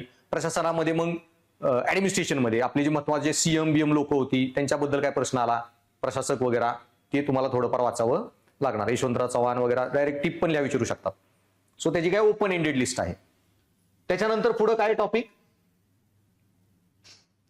की role of family, society in educational institution in inculcating values. कुटुंब, समाज व शिक्षण संस्था यांची मूल्य संक्रमणात भूमिका. आता सी हा टॉपिक पण तत्वज्ञानाची रिलेटेड आहे. मूल्य जी असतात ना ती बऱ्याच वेगवेगळ्या प्रकारची असतात. त्यांचं संक्रमण, मग मूल्यांमध्ये मूल्य चांगली पण असतात, वाईट पण असतात. चांगली मूल्य म्हणजे नैतिक, आणि मूल्यांचा नैतिकतेशी पण काही घेणं देणं नसतं. वैज्ञानिक मूल्य त्यात काय नैतिकतेशी घेणं देणे. ओके, सामाजिक मूल्य, सांस्कृतिक मूल्य, आर्थिक मूल्य. सो मूल्यांचे बरेच वेगवेगळे प्रकार आहेत, त्यांचा नैतिकतेशी घेणं देणं नाही. ते सगळे टेक्निकॅलिटी मी नंतर शिकवेन. नैतिकता एक प्रकार झाला मूल्यांचा, नैतिक मूल्य. ओके, फक्त मूल्य काय असतात त्याला कन्सेप्ट फक्त आता सांगतो. मूल्य शब्दाचा अर्थ काय. बेसिकली आता तुम्ही क्लास लावला आणि रोज क्लासला येताय, तर एखाद्या दिवशी तुमच्यापैकी कोणी 10-15 मिनिटं झालं क्लासला आलाच नाही, लेट, पण बाकी लोक म्हणायला लागले अरे अरे आज तो आलाच नाही, 15 मिनिटं झाले, म्हणजे आज तो क्लासला येणार नाही. आणि जर हा क्लासला आला तर दरवेळी वेळेवरच येतो. म्हणजे लोक काय करतायत, तुमच्यासाठी वक्तशीरपणा विशेषण म्हणून वापरतायत. म्हणजे तो तुमच्या जीवनाचा अविभाज्य भाग आहे. ते झालं मूल्य. लोक म्हणले काय भरोसा नाही त्याचा, अर्ध्या तासाने पण येईल. पण ते म्हणले नाही नाही, तो फक्त क्लासला टाइमवर येतो. आज नाही आला 15 मिनिट म्हणजे नाही येणार आहे. फक्त क्लासला टाइमवर जाता, ही झाली वृत्ती. वृत्ती जी आहे ना ती गोष्टींच्या प्रती असते. मी फक्त क्लासला टाइमवर जातो. मूल्य जे असते ना गोष्टींच्या प्रती नसतं. मूल्य जीवनाचा भाग असतं. सकाळी उठायचं, झोपायचं, खायचं, प्यायचं, क्लासला यायचं, कुणाला अपॉइंटमेंट दिली तर तिथं पण टाइमवर, सगळी गोष्ट टाइमवर करता, ते मूल्य झालं. अजून इझी भाषेमध्ये अहिंसा. तुमच्यापैकी कोणी नॉनव्हेज खात नसेल तर नॉनव्हेज खात असताना पण एखाद्या रस्त्यावर कुत्र्या बित्र्याला नाही मारणार तुम्ही. कशाला एखाद्याचा जीव घ्या कुत्र्याचा, प्राण्याचा. तुमची वृत्ती झाली कुत्र्यांवर प्रेम करण्याची. मूल्य म्हणजे गांधी गाईचं दूध बी नाही पिणार, कारण दूध पण बछड्यासाठी बनलंय. सो गांधींसाठी अहिंसा मूल्य होतं, तुमच्यासाठी वृत्ती आहे. सांगतो आता तिने प्रश्न विचारलाच आहे गांधीवर, तर कुठं वाचलंस पण?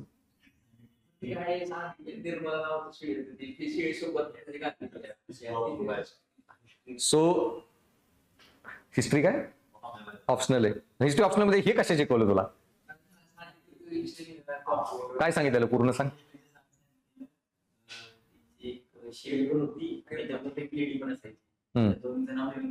ओके.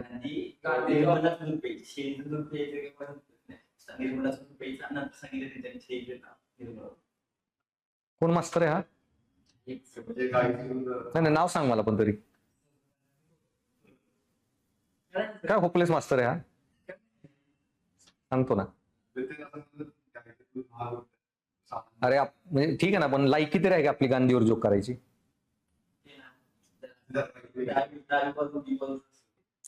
कोणी असला ना, G20 मध्ये आता बघितलं ना 20 देशाचे लोक गेलते. 20 देशातले 20 विचारसरणीचे.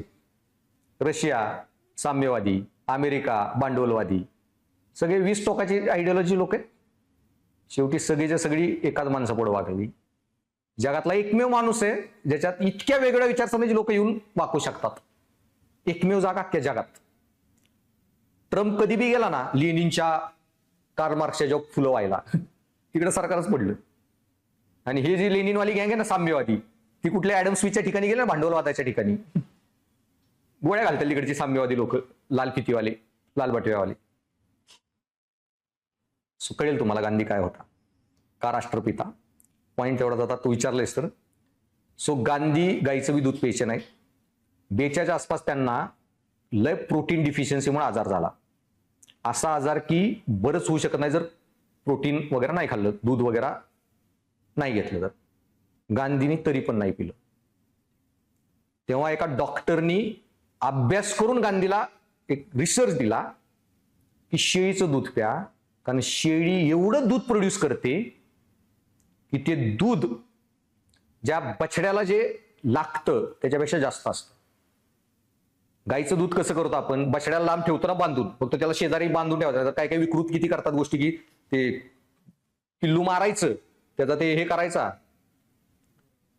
काय आपण म्हणतो त्याला, भुसा भरून हे करायचं, आणि ते पिल्लू तिथे ठेवून आपण स्वतः दूध काढायचं.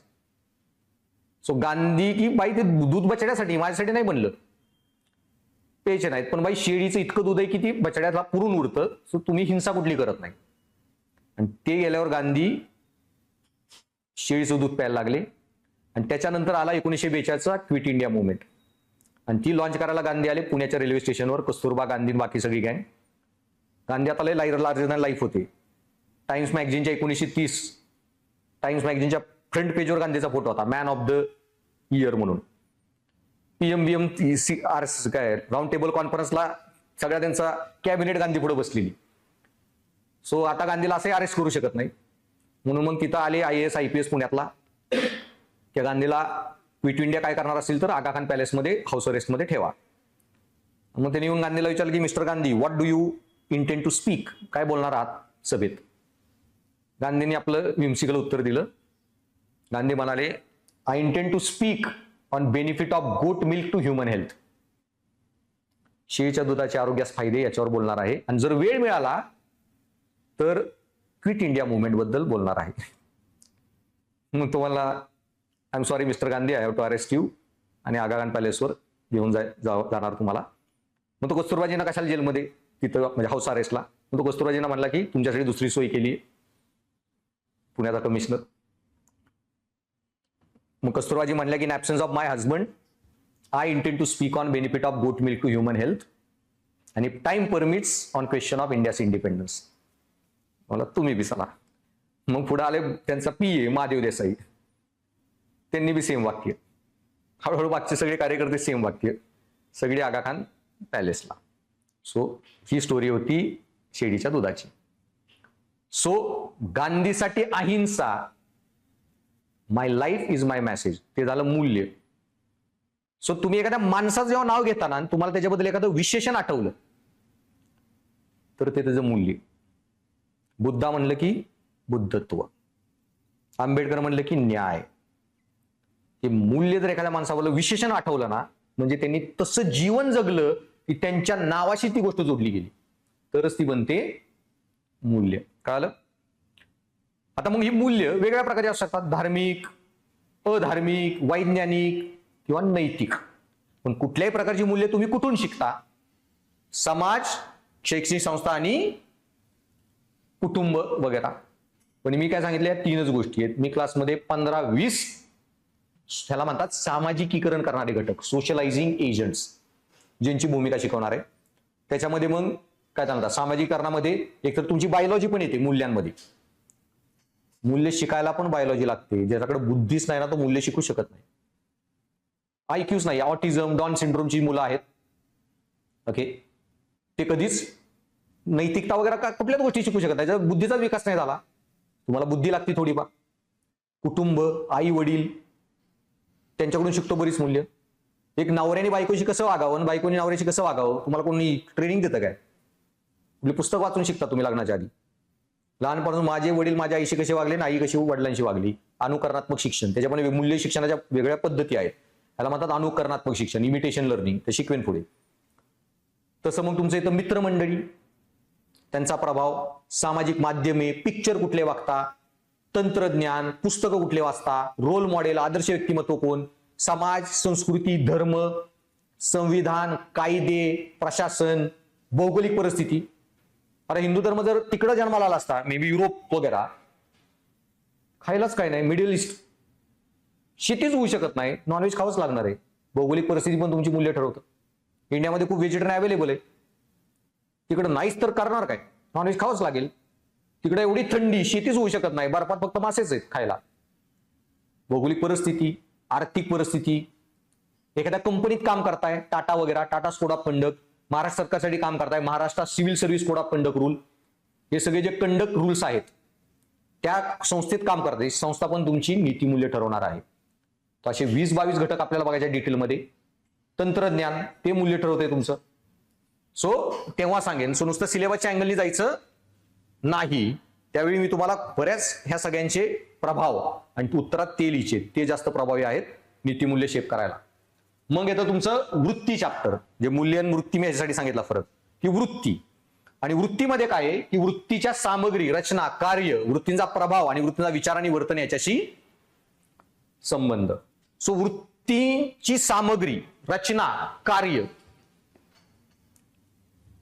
म्हणजे काय, की वृत्ती, आता हे टेक्निकल पार्ट आहेत, आता जास्त सांगत नाही, की वृत्ती कशाच्या बनलेल्या आहेत.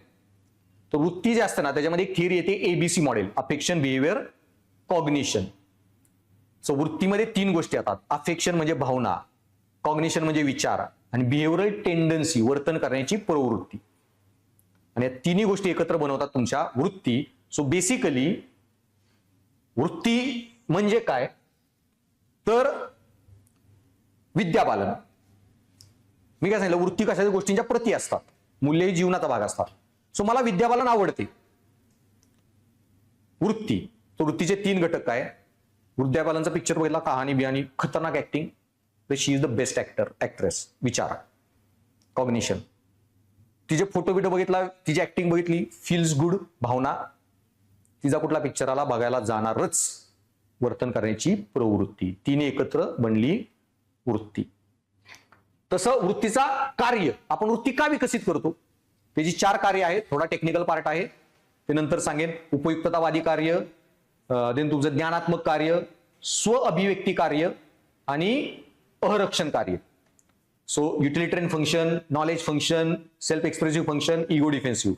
कॅट्स म्हणून एक थिंकर आहे, त्यांनी ही थिअरी दिलेली. त्या प्रॉपर थिअरी आहेत मानसशास्त्रात, स्वतःचं डोकं लावायचं नाही, ओके. स्वतः मानसशास्त्र, तत्वज्ञानात स्वतःला तत्वज्ञानी मानवायचं नाही, शिकायचं नाही. अजून महत्वाचा डिस्क्लेमर सांगायचा राहून गेला, की उत्तर लिहिताना, प्रश्न लिहिताना तुमच्या पेपरमध्ये इतके लिजंड लोक शिकणार आहे ना आपण, सांगितलं ना, गांधी, नेहरू, पटेल, आंबेडकर, ऍरिस्टॉटल, प्लेटो, सॉक्रेटिस. सो गांधीचे चुकीचे असू शकतात, पण म्हणायला तुम्ही बाबासाहेब पाहिजे, कळलं. बाबासाहेब चुकीचे असू शकतात, म्हणायला तुम्ही नेहरू पाहिजे. आणि बुद्धा चुकीचे असू शकतात, म्हणायला तुम्ही महावीर पाहिजे. आणि महावीर चुकीचे असू शकतात, हे म्हणायला तुम्ही बुद्धा पाहिजे. माझ्या मते कुठेही पेपरमध्ये आणायचं नाही. ह्याच नाही सगळ्याच. 1857चा उठाव पहिलं स्वातंत्र्य संग्राम होता का? माझ्या मते 1857चा उठाव. History optional. तुमच्या मताची घेणं देणं नाही. तुम्ही इथले तज्ज्ञ नाही आहात रिसर्च करायला. बिपिन चंद्रांच्या मते, रामचंद्र गुहांच्या मते, रोमिला थापरच्या मते. कळलं? सगळीकडं इकडे बी स्वतःचं तत्वज्ञान लिहायचं नाही, तत्वज्ञानी स्वतःला समजायचंच नाही. Clear cut. ह्यांनी जे विचार दिले त्याच्यातूनच सगळी उत्तरं द्यायची दृष्टिकोनातून. सो सेम पॉइंट एवढाच आहे. उद्या तुमची पोस्ट निघाली, प्रशासनामध्ये आहात, फडणवीस साहेब भारताचा निर्णय, महाराष्ट्राचा भविष्य, स्वतःच्या पक्षाचं भविष्य, स्वतःचं भविष्य ह्याच्यावर नाही ठरवणार आहे की तुमचं काय मत आहे. कळलं? तुम्हाला फक्त प्रश्न चालवायचे, तुम्ही एक्सपर्ट नाही आहे त्या विषयातली. सो एमपीएससीकडे लय ज्ञान आहे एक्झाम कंडक्ट करायचं, पण सिलेबस बदलायचा का नाही बदलायचा एमपीएससी नाही ठरवलं. कुणी ठरवलं? दळवी आयोग. दळवी आयोगात एमपीएससी लोक नव्हती. कोण होती? ज्यांनी प्रशासनात इतक्या वर्ष काम केलं, रिटायर्ड लोक जे आता सर्व्हिसमध्ये आहेत, ज्यांना प्रशासनाचा अनुभव आहे आणि प्रशासनाच्या अनुभवावरून प्रशासन कसं असलं पाहिजे हे त्यांनी सांगितलं. एक्सपर्ट लोक. ना आयोगाने ठरवलं ना फडणवीस साहेबांनी ठरवलं. आणि ह्यांनी जो रिपोर्ट दिला, मग मध्ये चाललंय ना वरती एमपीएससी सिलेबस हे करायचा. काही नेते म्हणलेले इलेक्शन झाल्यावर सिलेबस वगैरे. नेते म्हणलं म्हणून नाही होत.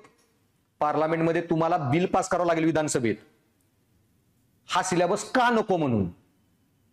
कळलं? मुटकेसोडा असा काही देश नाही चालत. त्यासाठी तुम्हाला, आणि तुम्ही, आमची इच्छा आहे की आम्ही इलेक्शनमध्ये म्हणलेलं पोरांना की सिलेबस आम्ही जुनाच ठेवू, आता निवडून आले तर जुनाच ठेवतो. तुमच्या म्हणण्याने नाही देश चालत असा. काही म्हणतील मंत्री लोक. तुम्हाला एक नवीन कमिशन बसवावी लागेल, त्यांचा नवीन रिपोर्ट बनावा लागेल की दळवी कमिशन का चुकीची होती तरच. आणि ते पार्लमेंटमध्ये ठेवा, विधानसभेत ठेवा. विधानसभेने ते मग ऍक्सेप्ट केलं तर तुमचा सिलेबस माघारी जाऊ शकतो, जे होणं आता काही शक्य नाही. सो प्रशासनात कसं चालतं, निर्णय कसे होतात, कमिटी असतात, रिपोर्ट असतात, अनालिसिस असतात, त्याच्यावर निर्णय होतात, ना की कुणाच्या मतावर. तुमच्या उत्तरात पण ते दिसलं पाहिजे. कुठलाही प्रश्न आला, बुद्धांच्या मते, गांधींच्या मते, नेहरूंच्या मते, बाबासाहेबांच्या मते, हे का चूक आहे, हे का बरोबर आहे. कळलं?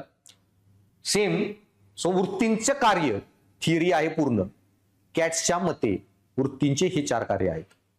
सेम आहे. वृत्तींचा प्रभाव आणि वृत्तींचा विचार आणि वर्तन याच्याशी संबंध. हा टॉपिक काय आहे, काय आहे विचार करा. काय आहे तो नंतर सांगेल. तुमच्यापैकी कोणाला वाटतं का अस्वच्छता खूप चांगली आहे, देशामध्ये अस्वच्छता पाहिजे? कोणालाच नकोय. सगळ्यांची वृत्ती आहे. भारतात एवढा कचरा काय? गाडी चालवतं चौघ, बाईक वगैरे. कोणाला वाटतं का तुमच्यापैकी ट्रॅफिक चांगले आहे, सिग्नल पाळले नाही पाहिजेत? तो चौघांनी मोडले 100 वेळा. कोण आहे का तुमच्या अजिबात सिग्नल मोडत नाही? नाही मोडत कधीच? गुड. मग वृत्ती आहे ना, सिग्नल मोडले नाहीत पाहिजेत. वृत्ती आहे ना, अस्वच्छता नाही पाहिजे. वर्तनात काही येत नाही. आणि हाच टॉपिक शिकायचा आहे. कारण उद्या प्रश्न गेला तुम्हाला कळलं पाहिजे, लोकांच्या डोक्यात तर आहे वृत्तीत कसं आणायचं. वृत्तींचा विचार आणि वर्तन यांच्याशी प्रभाव. विचाराशी संबंध काय मी आता सांगितलं थोडक्यात. वृत्ती कशाच्या बनल्यात? ABC. सी काय? कॉग्निशन, म्हणजे विचार. विचार आले, विचार आणि वर्तन.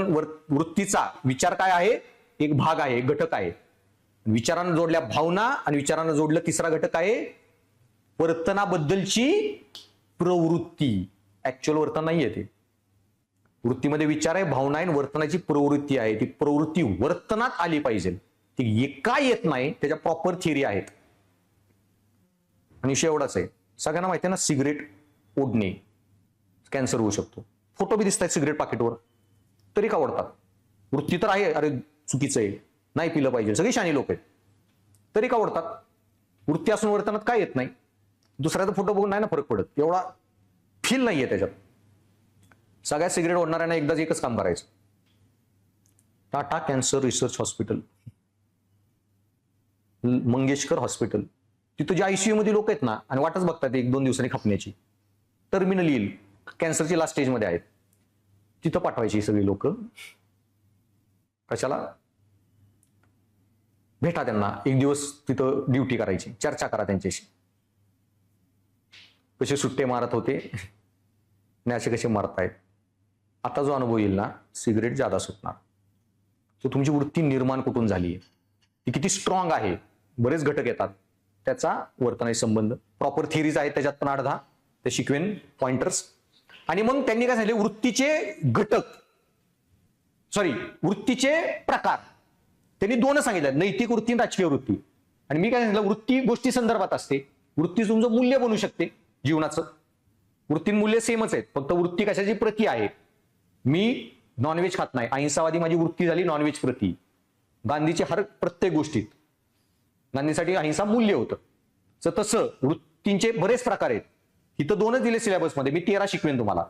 नैतिक वृत्ती, राजकीय वृत्ती, वैज्ञानिक वृत्ती, सामाजिक वृत्ती, सांस्कृतिक वृत्ती, तुमच्या धार्मिक वृत्ती, तुमच्या काय म्हणतात देशाच्या वृत्ती असतात, सत्यमेव जयते वगैरे.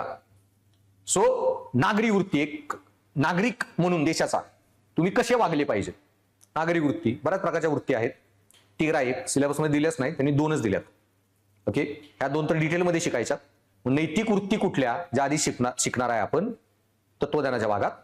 नैतिक वृत्ती कुठल्या आहेत बऱ्याच मी आता सांगितल्या.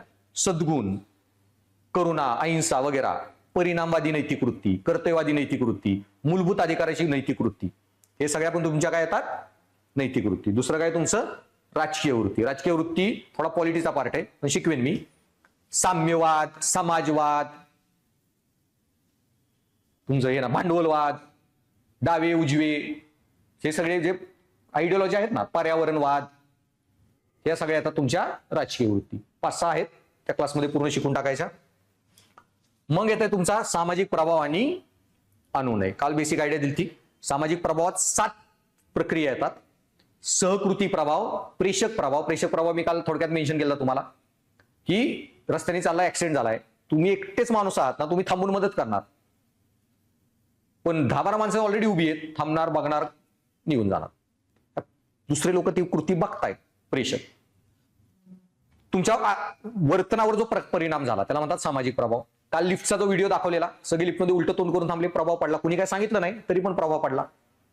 सेम वे तुम्ही आता मला काय सांगत नाही, नुसतं लेक्चर ऐकताय. आज जर तुम्ही क्लासमध्ये नसताना, मी ऑनलाईन फक्त लेक्चर घेतोय, एवढं डिटेलमध्ये सांगितलं नसतं, तुमच्याशी एवढं इंटरॅक्शन केलं, तुमचे उत्तर विचारले, काहीच केलं नसतं. होऊ शकत नाही एवढं. ऑनलाईन शिकवताना ऑटोमॅटिक शिकवण्याच्या ॲबिलिटीवर कमी प्रभाव पडतो. त्यामुळे ऑनलाईन बॅचमध्ये माझ्या पण इथिक्सच्या ज्या ऑनलाईन बॅच आहेत, कधी पण पोरांना सांगतो ऑफलाईन करा, जास्त इंटरॅक्शन होतं, जास्त डिबेट होते. ऑनलाईन मध्ये मी कॅमेराला शिकवत असतो, ते प्रभावीच होत नाही तेवढं. सो कोण आहे का नाही प्रेषक, त्याच्यावर पण शिक्षकाच्या शिकवण्यावर परिणाम पडतो. हे झाला प्रेषक प्रभाव. ओके, त्यानंतर मग अजून 5 प्रोसेसेस येतात. सहकृती, प्रेषक, अनुरूपता, अनुपालन, आज्ञापालन, भावनिक ओळख, आंतरिकीकरण. 7 पूर्ण वेगळ्या आहेत. आणि ह्या सगळ्या प्रोसेसमध्ये काय आहे की प्रभाव जो आहे ना, तो तुम्ही सांगून करता असं नाहीये. लिफ्टच्या व्हिडिओमध्ये त्याला काय म्हणले, उलटं तोंड करा. लोक उभे राहिले, त्यांनी उलटं तोंड केलं. कळलं? तुम्ही लेक्चर ऐकताय का, कोणच नाहीये समोर, काही इंटरॅक्शन आहे का, तुम्ही आहात फिजिकली, म्हणून माझी शिकवण्याची टेक्निक बदलली. तुम्ही माझ्याशी इंटरॅक्शन नाही केलं. सो सामाजिक प्रभाव जो आहे ना, 2 प्रकारे होतो. प्रत्यक्ष संवाद साधून किंवा अप्रत्यक्षपणे. कळलं? आणि प्रत्यक्ष संवाद साधून जेव्हा वृत्ती बदलायला प्रयत्न करताना तुम्ही, प्रभाव पाडण्याचा प्रयत्न, त्याला म्हणतात अनुनय, पर्ज्युएशन. गांधीजी करायचा, नॅशनल मुवमेंट क्रिएट केली, गावागावात जाऊन लोकांना भेटून प्रश्न समजून. तर अनुनय, चर्चेतून वृत्ती बदलणे, संवाद साधून वृत्ती बदलणे. की प्रसन्नात आहात, लोक दंगेबिंगे करतायत, काय आंदोलन चालू आहे, त्यांचे जाऊन तुम्ही बोलता, हे तुम्हाला कळलं पाहिजे कसा प्रभाव पाडायचा, कधी काय बोलायचं, आणि कसा त्यांना राग शांत करणे, आंदोलन शांत करणे. सामाजिक प्रभाव आणि अनुनय. त्यानंतर येतो भावनिक बुद्धिमत्ता, संकल्पना, त्याची उपयुक्तता आणि प्रशासन आणि कारभारातील उपयुक्तता. सो कालच मी सांगितलंय भावनिक बुद्धिमत्ता म्हणजे काय, बेसिक आयडिया दिलेली. भावना आणि बुद्धी दोन्हीचं योग्य संतुलन साधणे म्हणजे भावनिक बुद्धिमत्ता. जे सांगितलं बुद्धिमत्तेचे 3 टाईप आहेत. IQ म्हणजे संकल्पनात्मक बुद्धिमत्ता.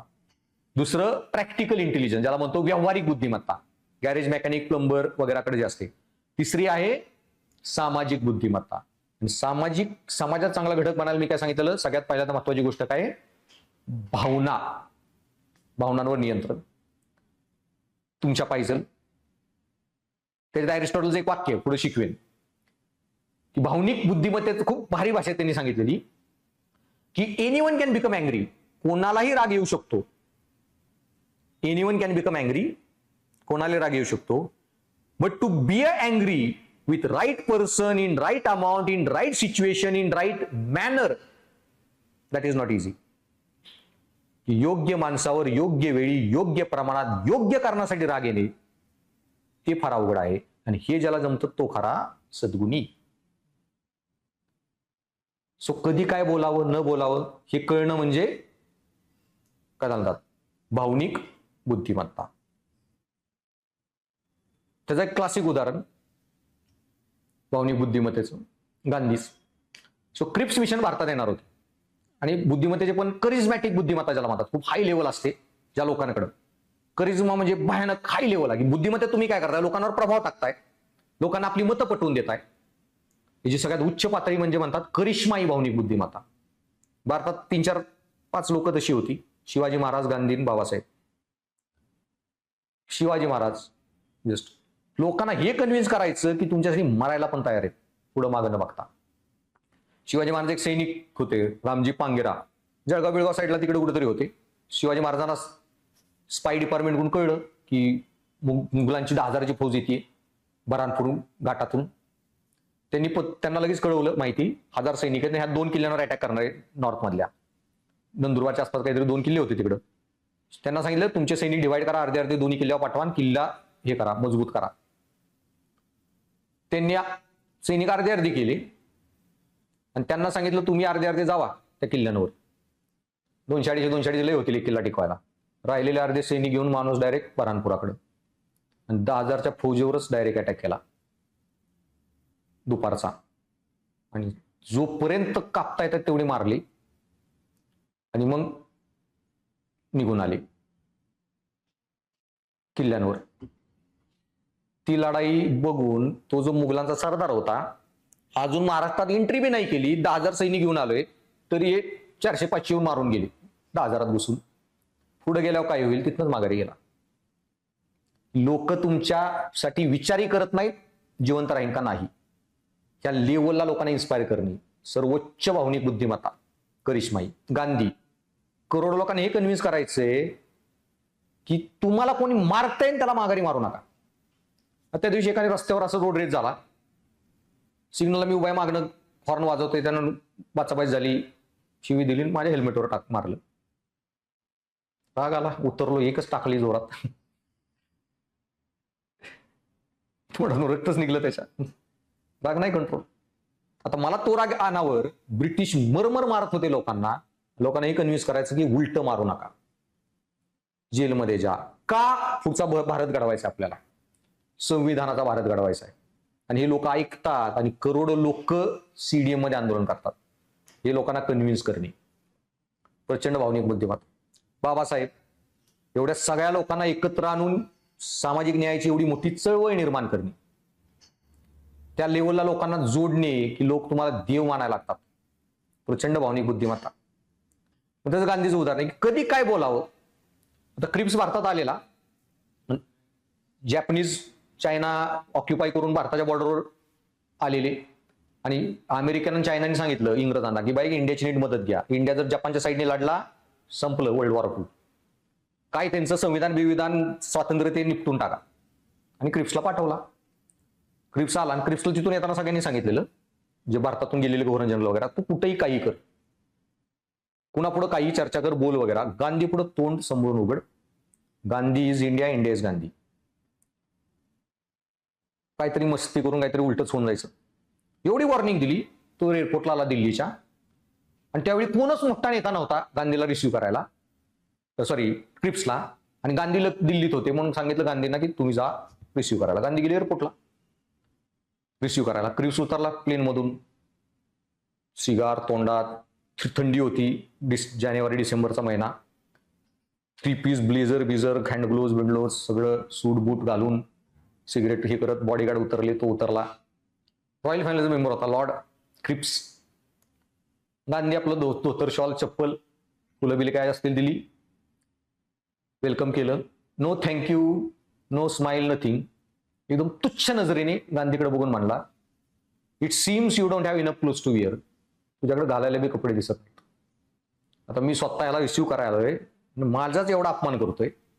सगळ्या देशाचे पत्रकार होते, बाई इथं काय होणार आहे, वर्ल्ड वॉर तुझं भविष्य ठरणार आहे, आणि सांगून पण यांनी मस्ती केली. गांधींनी फक्त रिप्लाय केला, yes your majesty, I don't have enough clothes to where.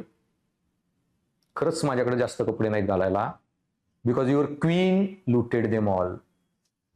तुमच्या राणीनी सगळी पळवून नेली कपडे माझे. सगळ्या पेपरमध्ये दुसऱ्या दिवशी अमेरिकेतल्या, युरोपमधल्या हेच बातमी. क्रिप्सनी काय घाण केली आणि गांधींनी काय उत्तर दिलं.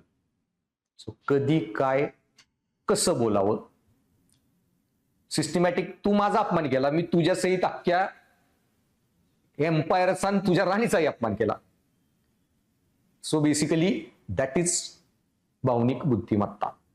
कधी काय करा, कधी काय बोला. प्रशासनात तर लय कळलं पाहिजे अधिकाऱ्याला.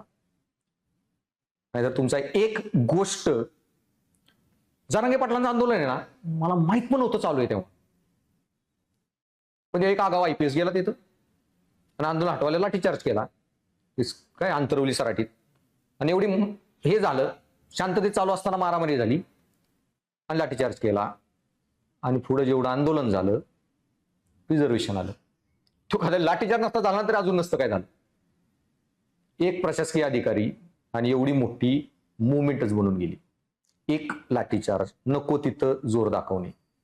प्रशासनात तर प्रचंड महत्वाचा आहे भावनिक बुद्धिमत्ता. कधी काय निर्णय घेणे, कधी काय करणे, तेव्हा मी सांगेन. सो मग संकल्पना काय आहे आणि त्याच्यात काय आहे, उपयुक्तता. प्रशासन आणि कारभारात का भावनिक बुद्धिमत्ता गरजेची आहे. आणि संकल्पना म्हणजे काय, भावनिक बुद्धीमध्ये मग 2 कन्सेप्ट येतात. भावनिक बुद्धिमत्ता कशी काम करते, प्रोसेस, आणि भावनिक बुद्धिमत्तेचे घटक, 5 घटक आहेत. सो प्रोसेस म्हणजे काय, की भावनिक बुद्धिमत्तेमध्ये प्रोसेस म्हणजे तुमचं हे की 4 प्रोसेस येतात. भावनिक बुद्धिमत्तेमध्ये एक येतं सेल्फ अवेअरनेस, की तुम्हाला तुमच्या भावना कळल्या पाहिजेत. मला असं होतंय, त्यानंतर मला अशा भावना का आहेत त्याच्यामागचं कारण कळलं पाहिजे. सो भावनिक आकलन, भावनिक समज, ह्या भावना मला आता का येत आहेत, भावनिक तर्क, आणि ह्या भावना चुकीच्या आहेत का, बरोबर, भावनिक व्यवस्थापन. हे 4 प्रक्रिया येतात भावनिक याच्यात. सो मला ह्या भावना काय येत आहेत, हे बेसिक उदाहरण फक्त द्यायला. मी मिझोरमला क्लास घ्यायला गेलतो. लय लंबी जर्नी आहे मिझोरमची. सो पुण्यामधून मी 3 वाजता उठलो, 4ला आवरून 3:30ला मी फ्लाईट पकडली, 4:30ला एअरपोर्टला गेलो पुण्याच्या. फ्लाईट 4:30ची नंतर दिल्लीला 6:30 5:30ला निघली. 7:30-8ला दिल्लीत उतरलो. तिथून माझी 12:30ला कनेक्टिंग फ्लाईट होती. 3-4 तास होते. तिथं मी ढोकळा बिकळा खाल्ला. 12:30ला निघालो तिथून. पोचलो 3:30ला ह्याच्या एअरपोर्टला, आईजवालच्या. लंबी जर्नी आहे दिल्लीवरून ऑल द वे बांगलादेशात चिकन नेक कॉरिडॉरच्या वरून जात. तिथं पोचल्यावर मग त्यांचं एअरपोर्ट 1 तास बाहेर आहे सिटीच्या. सगळ्या डोंगरदऱ्या, फ्लॅट रिजन कमी आहे. तिथं उतरल्यावर तिथून हे केलं, काय त्याला म्हणतात, 1 तास तिथं ती इनर लाईन परमिट लागते, ते घेऊन परमिशन जावं लागतं. 4:30-5 वाजता मी गेस्ट हाऊसला पोहोचलो. सकाळी मॉर्निंग 5:30ला लेक्चर असतं तिथं. सूर्य लवकर उगवतो, आपल्यापेक्षा 2-1 तास उजेड. अख्खा दिवस मी जेवणच कुठं नव्हतं गेलं, फक्त ढोकळा खाल्लेले 2. रात्री 12ला जेवलं, आता ऑलमोस्ट 24 तास होत आली, तरी भूक लागेल जी नॅचरल लागायला पाहिजे. भावनिक बुद्धिमत्ता नुसते दुसऱ्यांची डील नाही, स्वतःची पण कळणी. सो भावनिक समज थोडक्यात, किंवा स्वतःची समज, की बाई एवढ्या वेळाने मला भूक का लागे ना, मग ह्याच्या मागचा तर्क काय, कारण भूक तर लागायला पाहिजे, काहीतरी गडबड झाली, शरीर म्हणते खाऊ नको. बेसिक स्वतःबद्दल ज्ञान. मी म्हणलं ठीक आहे, नाही भूक तर नको खायला. रात्री 9-10 वाजले तरी मी जेवलो नाही, भूकच नाही लागली. जाऊन मेडिकल मधून मी फक्त ज्यूस आणून ठेवला. सकाळी जशी जाग आली, एवढ्या जोरात भुकेनी ज्यूस पिलो, डायरेक्ट लेक्चरला गेलो. काहीतरी स्टमक इन्फेक्शन झालेलं, आणि ह्याच्यात जर मी अजून पोटात टाकलं असतं, अजून भयानक परिणाम. सो पॉइंट इज, स्वतःला समजणे, भावना काय करू शकतो न करू शकतो. तुमचा दिवाळीतला फटाकडा वाजला तरी जर बीपी वाढत असेल, आणि चेअरवर दणकन खुलीमध्ये हे करता, आणि मला आर्मी जॉईन करायची, तिथं बॉम्ब फुटला ना, तिकडं हार्ट फुटायचं.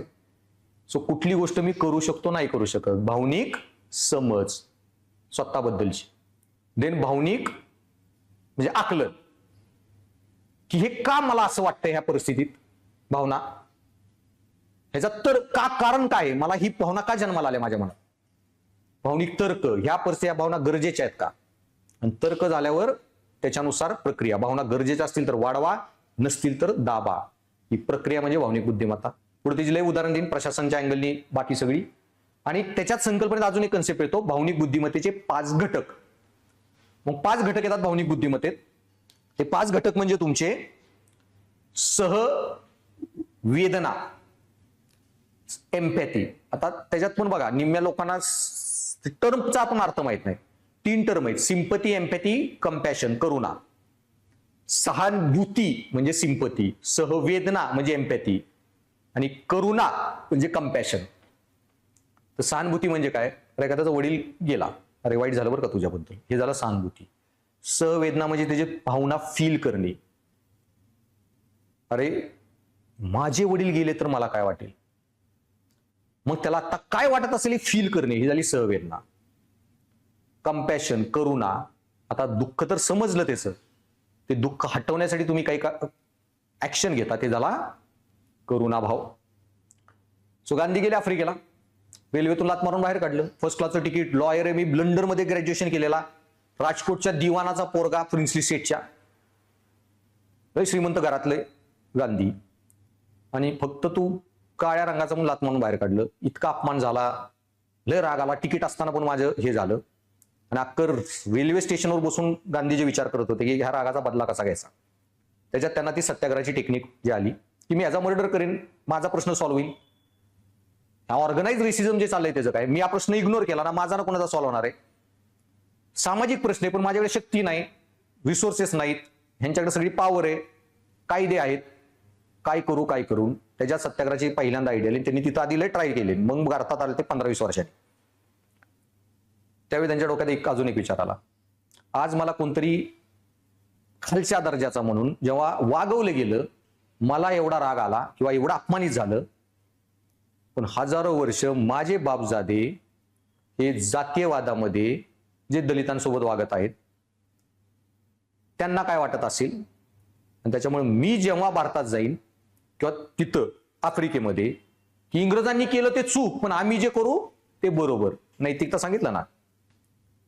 गांधींनी तेव्हाच ठरवलं की इथून पुढे फक्त हे इंग्रजांच्या वंशवादाची लढाई नसणार आहे, ही जातीयवादाची पण लढाईची मुवमेंट असणार. आफ्रिकेतच त्यांनी नियम चालू केले की टॉयलेट धुणं तिथं बी नियम असायचे, मग हे याचं काम तिथेचं काम, जो अभ्यास करतो त्यांनी असली कामं नाहीत करायची वगैरे. गांधी म्हणले कसलं काय डिव्हिजन नाही, प्रत्येकाने सगळी सेम कामं, एक दिवस प्रत्येकाचा टॉयलेट धुवायचा नंबर येणार, त्या दिवशी कुठली जात असेल प्रत्येकाने टॉयलेट धुवायचं, प्रत्येक जण प्रत्येक काम करणार, एकत्र बसून खाणे पिणे, तिथंच त्यांनी चालू केलं. तर इंडियामध्ये आल्यावर पण सेम. साबरमतीमध्ये आले, आश्रम काढलं, एका काँग्रेसच्या नेत्याचं पत्र आलं गांधींना की एक दलित कपल आहे, खूप आर्थिक परिस्थिती बिकट आहे, तुमच्या तिथं आश्रमात काय काम असेल तर पाठवू का. गांधी म्हणले पाठवा. सगळी गांधींची गँग आली, रिलेटिव्ह, पाहुणे रावळी, मित्रमंडळी. आम्हाला कळलं कोण दलित येणार आहेत, कपल आपल्याबरोबर राहणार आहे. गांधी म्हणले हो, कसला जातीभेद वगैरे नाही. ते म्हणले ते जर राहणार असतील तर आम्ही आश्रमात राहणार नाही. गांधी म्हणले आश्रमाला दरवाजेच नाहीत, जिथून निघायचं निघा घरी. गांधींना पत्र आले त्यांच्या मित्रांचे की जर हे सामाजिक बदल आणि रिफॉर्म करायचे असतील तर आम्ही आश्रमाला फंडिंग करणार नाही. गांधी म्हणले करू नका, तत्वांशी कॉम्प्रोमाइज नाही. सो बेसिकली करुणा, की तुम्ही दुःख कळणं सहवेदना झाली, ते हटवण्यासाठी प्रयत्न करणे, तो झाला करुणाभाव. सो सहानुभूती, सहवेदना, करुणा. सो त्याच्यातला सहवेदना ही लय महत्वाचा गट आहे. सो भावनिक बुद्धिमत्ता पहिला गट आहे सहवेदना. त्यानंतर पहिला आत्मनियमन, आत्मजागरूकता, स्वतःला काय करू शकतो न करू शकतो हे कळायला पाहिजे. गांधीचा वडील दिवाण होता राजकोटचा, माणूस आयुष्यभर आश्रमात राहायला तयार होता, धोतर, शॉलन, चप्पल घेऊन. आता गांधी ह्याच्यात गेले बंगालमध्ये, चंपारणमध्ये, तोपर्यंत गांधीला मोठा गाऊन, काठियावाडी पगडी आणि ते मोठा गाऊन वगैरे फुल लॅविश कपडे घालायचे.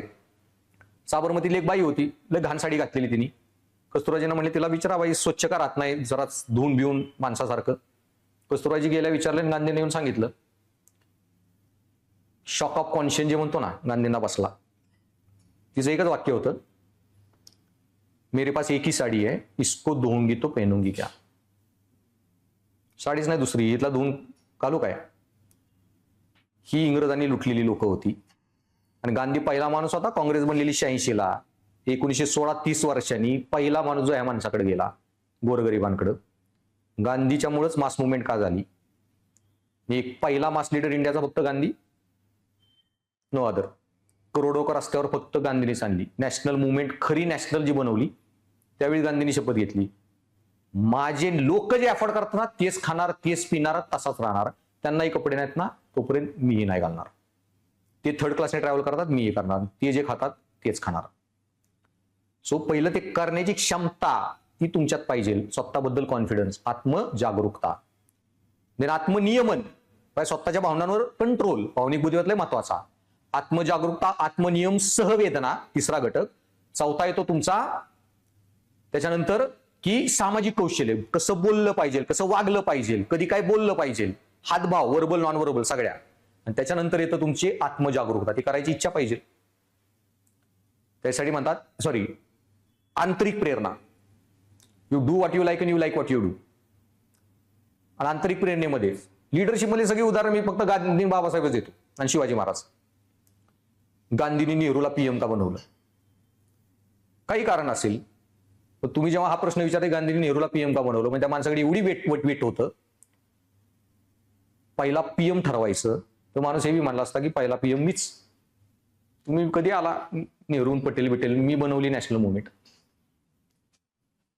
आणि त्या माणसाचं एवढं वेट होतं की भारतात संविधान कोण लिहिणार ह्याच्यावर वादविवाद, की इंग्रजाला एखादा ठेवावा का, भारतीय लोकांकडे एवढा अनुभव आहे का नाही. तर फक्त एक पत्र लिहिलं गांधींनी. ह्याच्यावर चर्चाही का करताय, कारण इतका टॅलेंटेड माणूस आपल्याकडे आहे, त्याच्यावर चर्चाही करायची गरज नाही. त्या एका पत्रावर नेहरूंनी बाबासाहेबांना इन्व्हिटेशन केलं. ज्या माणसाच्या एका पत्रावर संविधानाचे कायदे बदलायचे इकडून तिकडे. ते माणूस स्वतःही म्हणला असता, फॉरगेट पीएम किंवा प्रेसिडेंट. गांधी 1947ला दिल्लीमध्ये पण नव्हते झेंडावंदनाला. गांधी असते ना पण नेहरूंनी बी हे केलं नसतं, फ्लॅग होइस्टिंग गांधीला करायला दिलं असतं.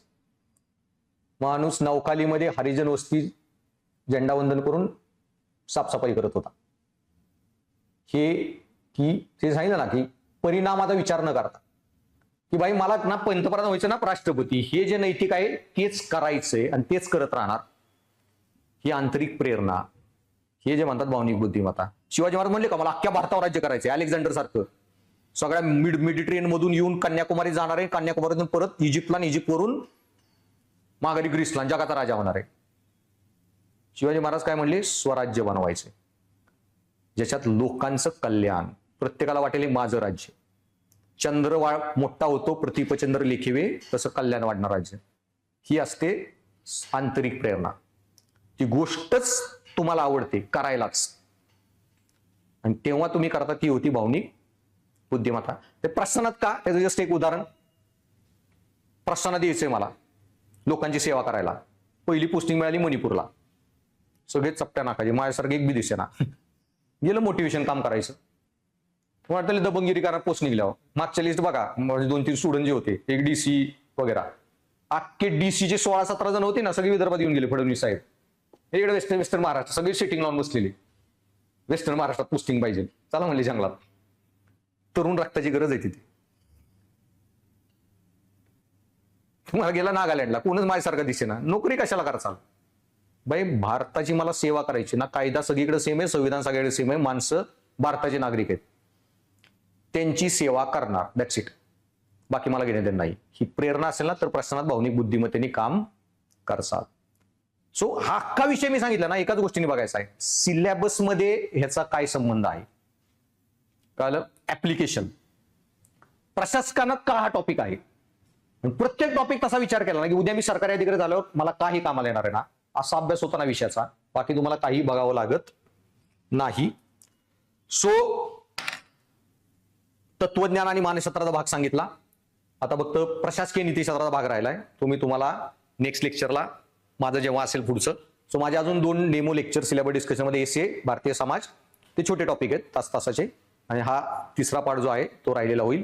उद्याचं कन्फर्म करा लेक्चरचं कसं आहे, ग्रुप वगैरे किंवा तुम्हाला कोणतरी कॉन्टॅक्ट करेल. तिथे अजयदादा हे झाल्यामुळे दुखवटा आहे, सो कदाचित बंद पण राहू शकतं क्लास.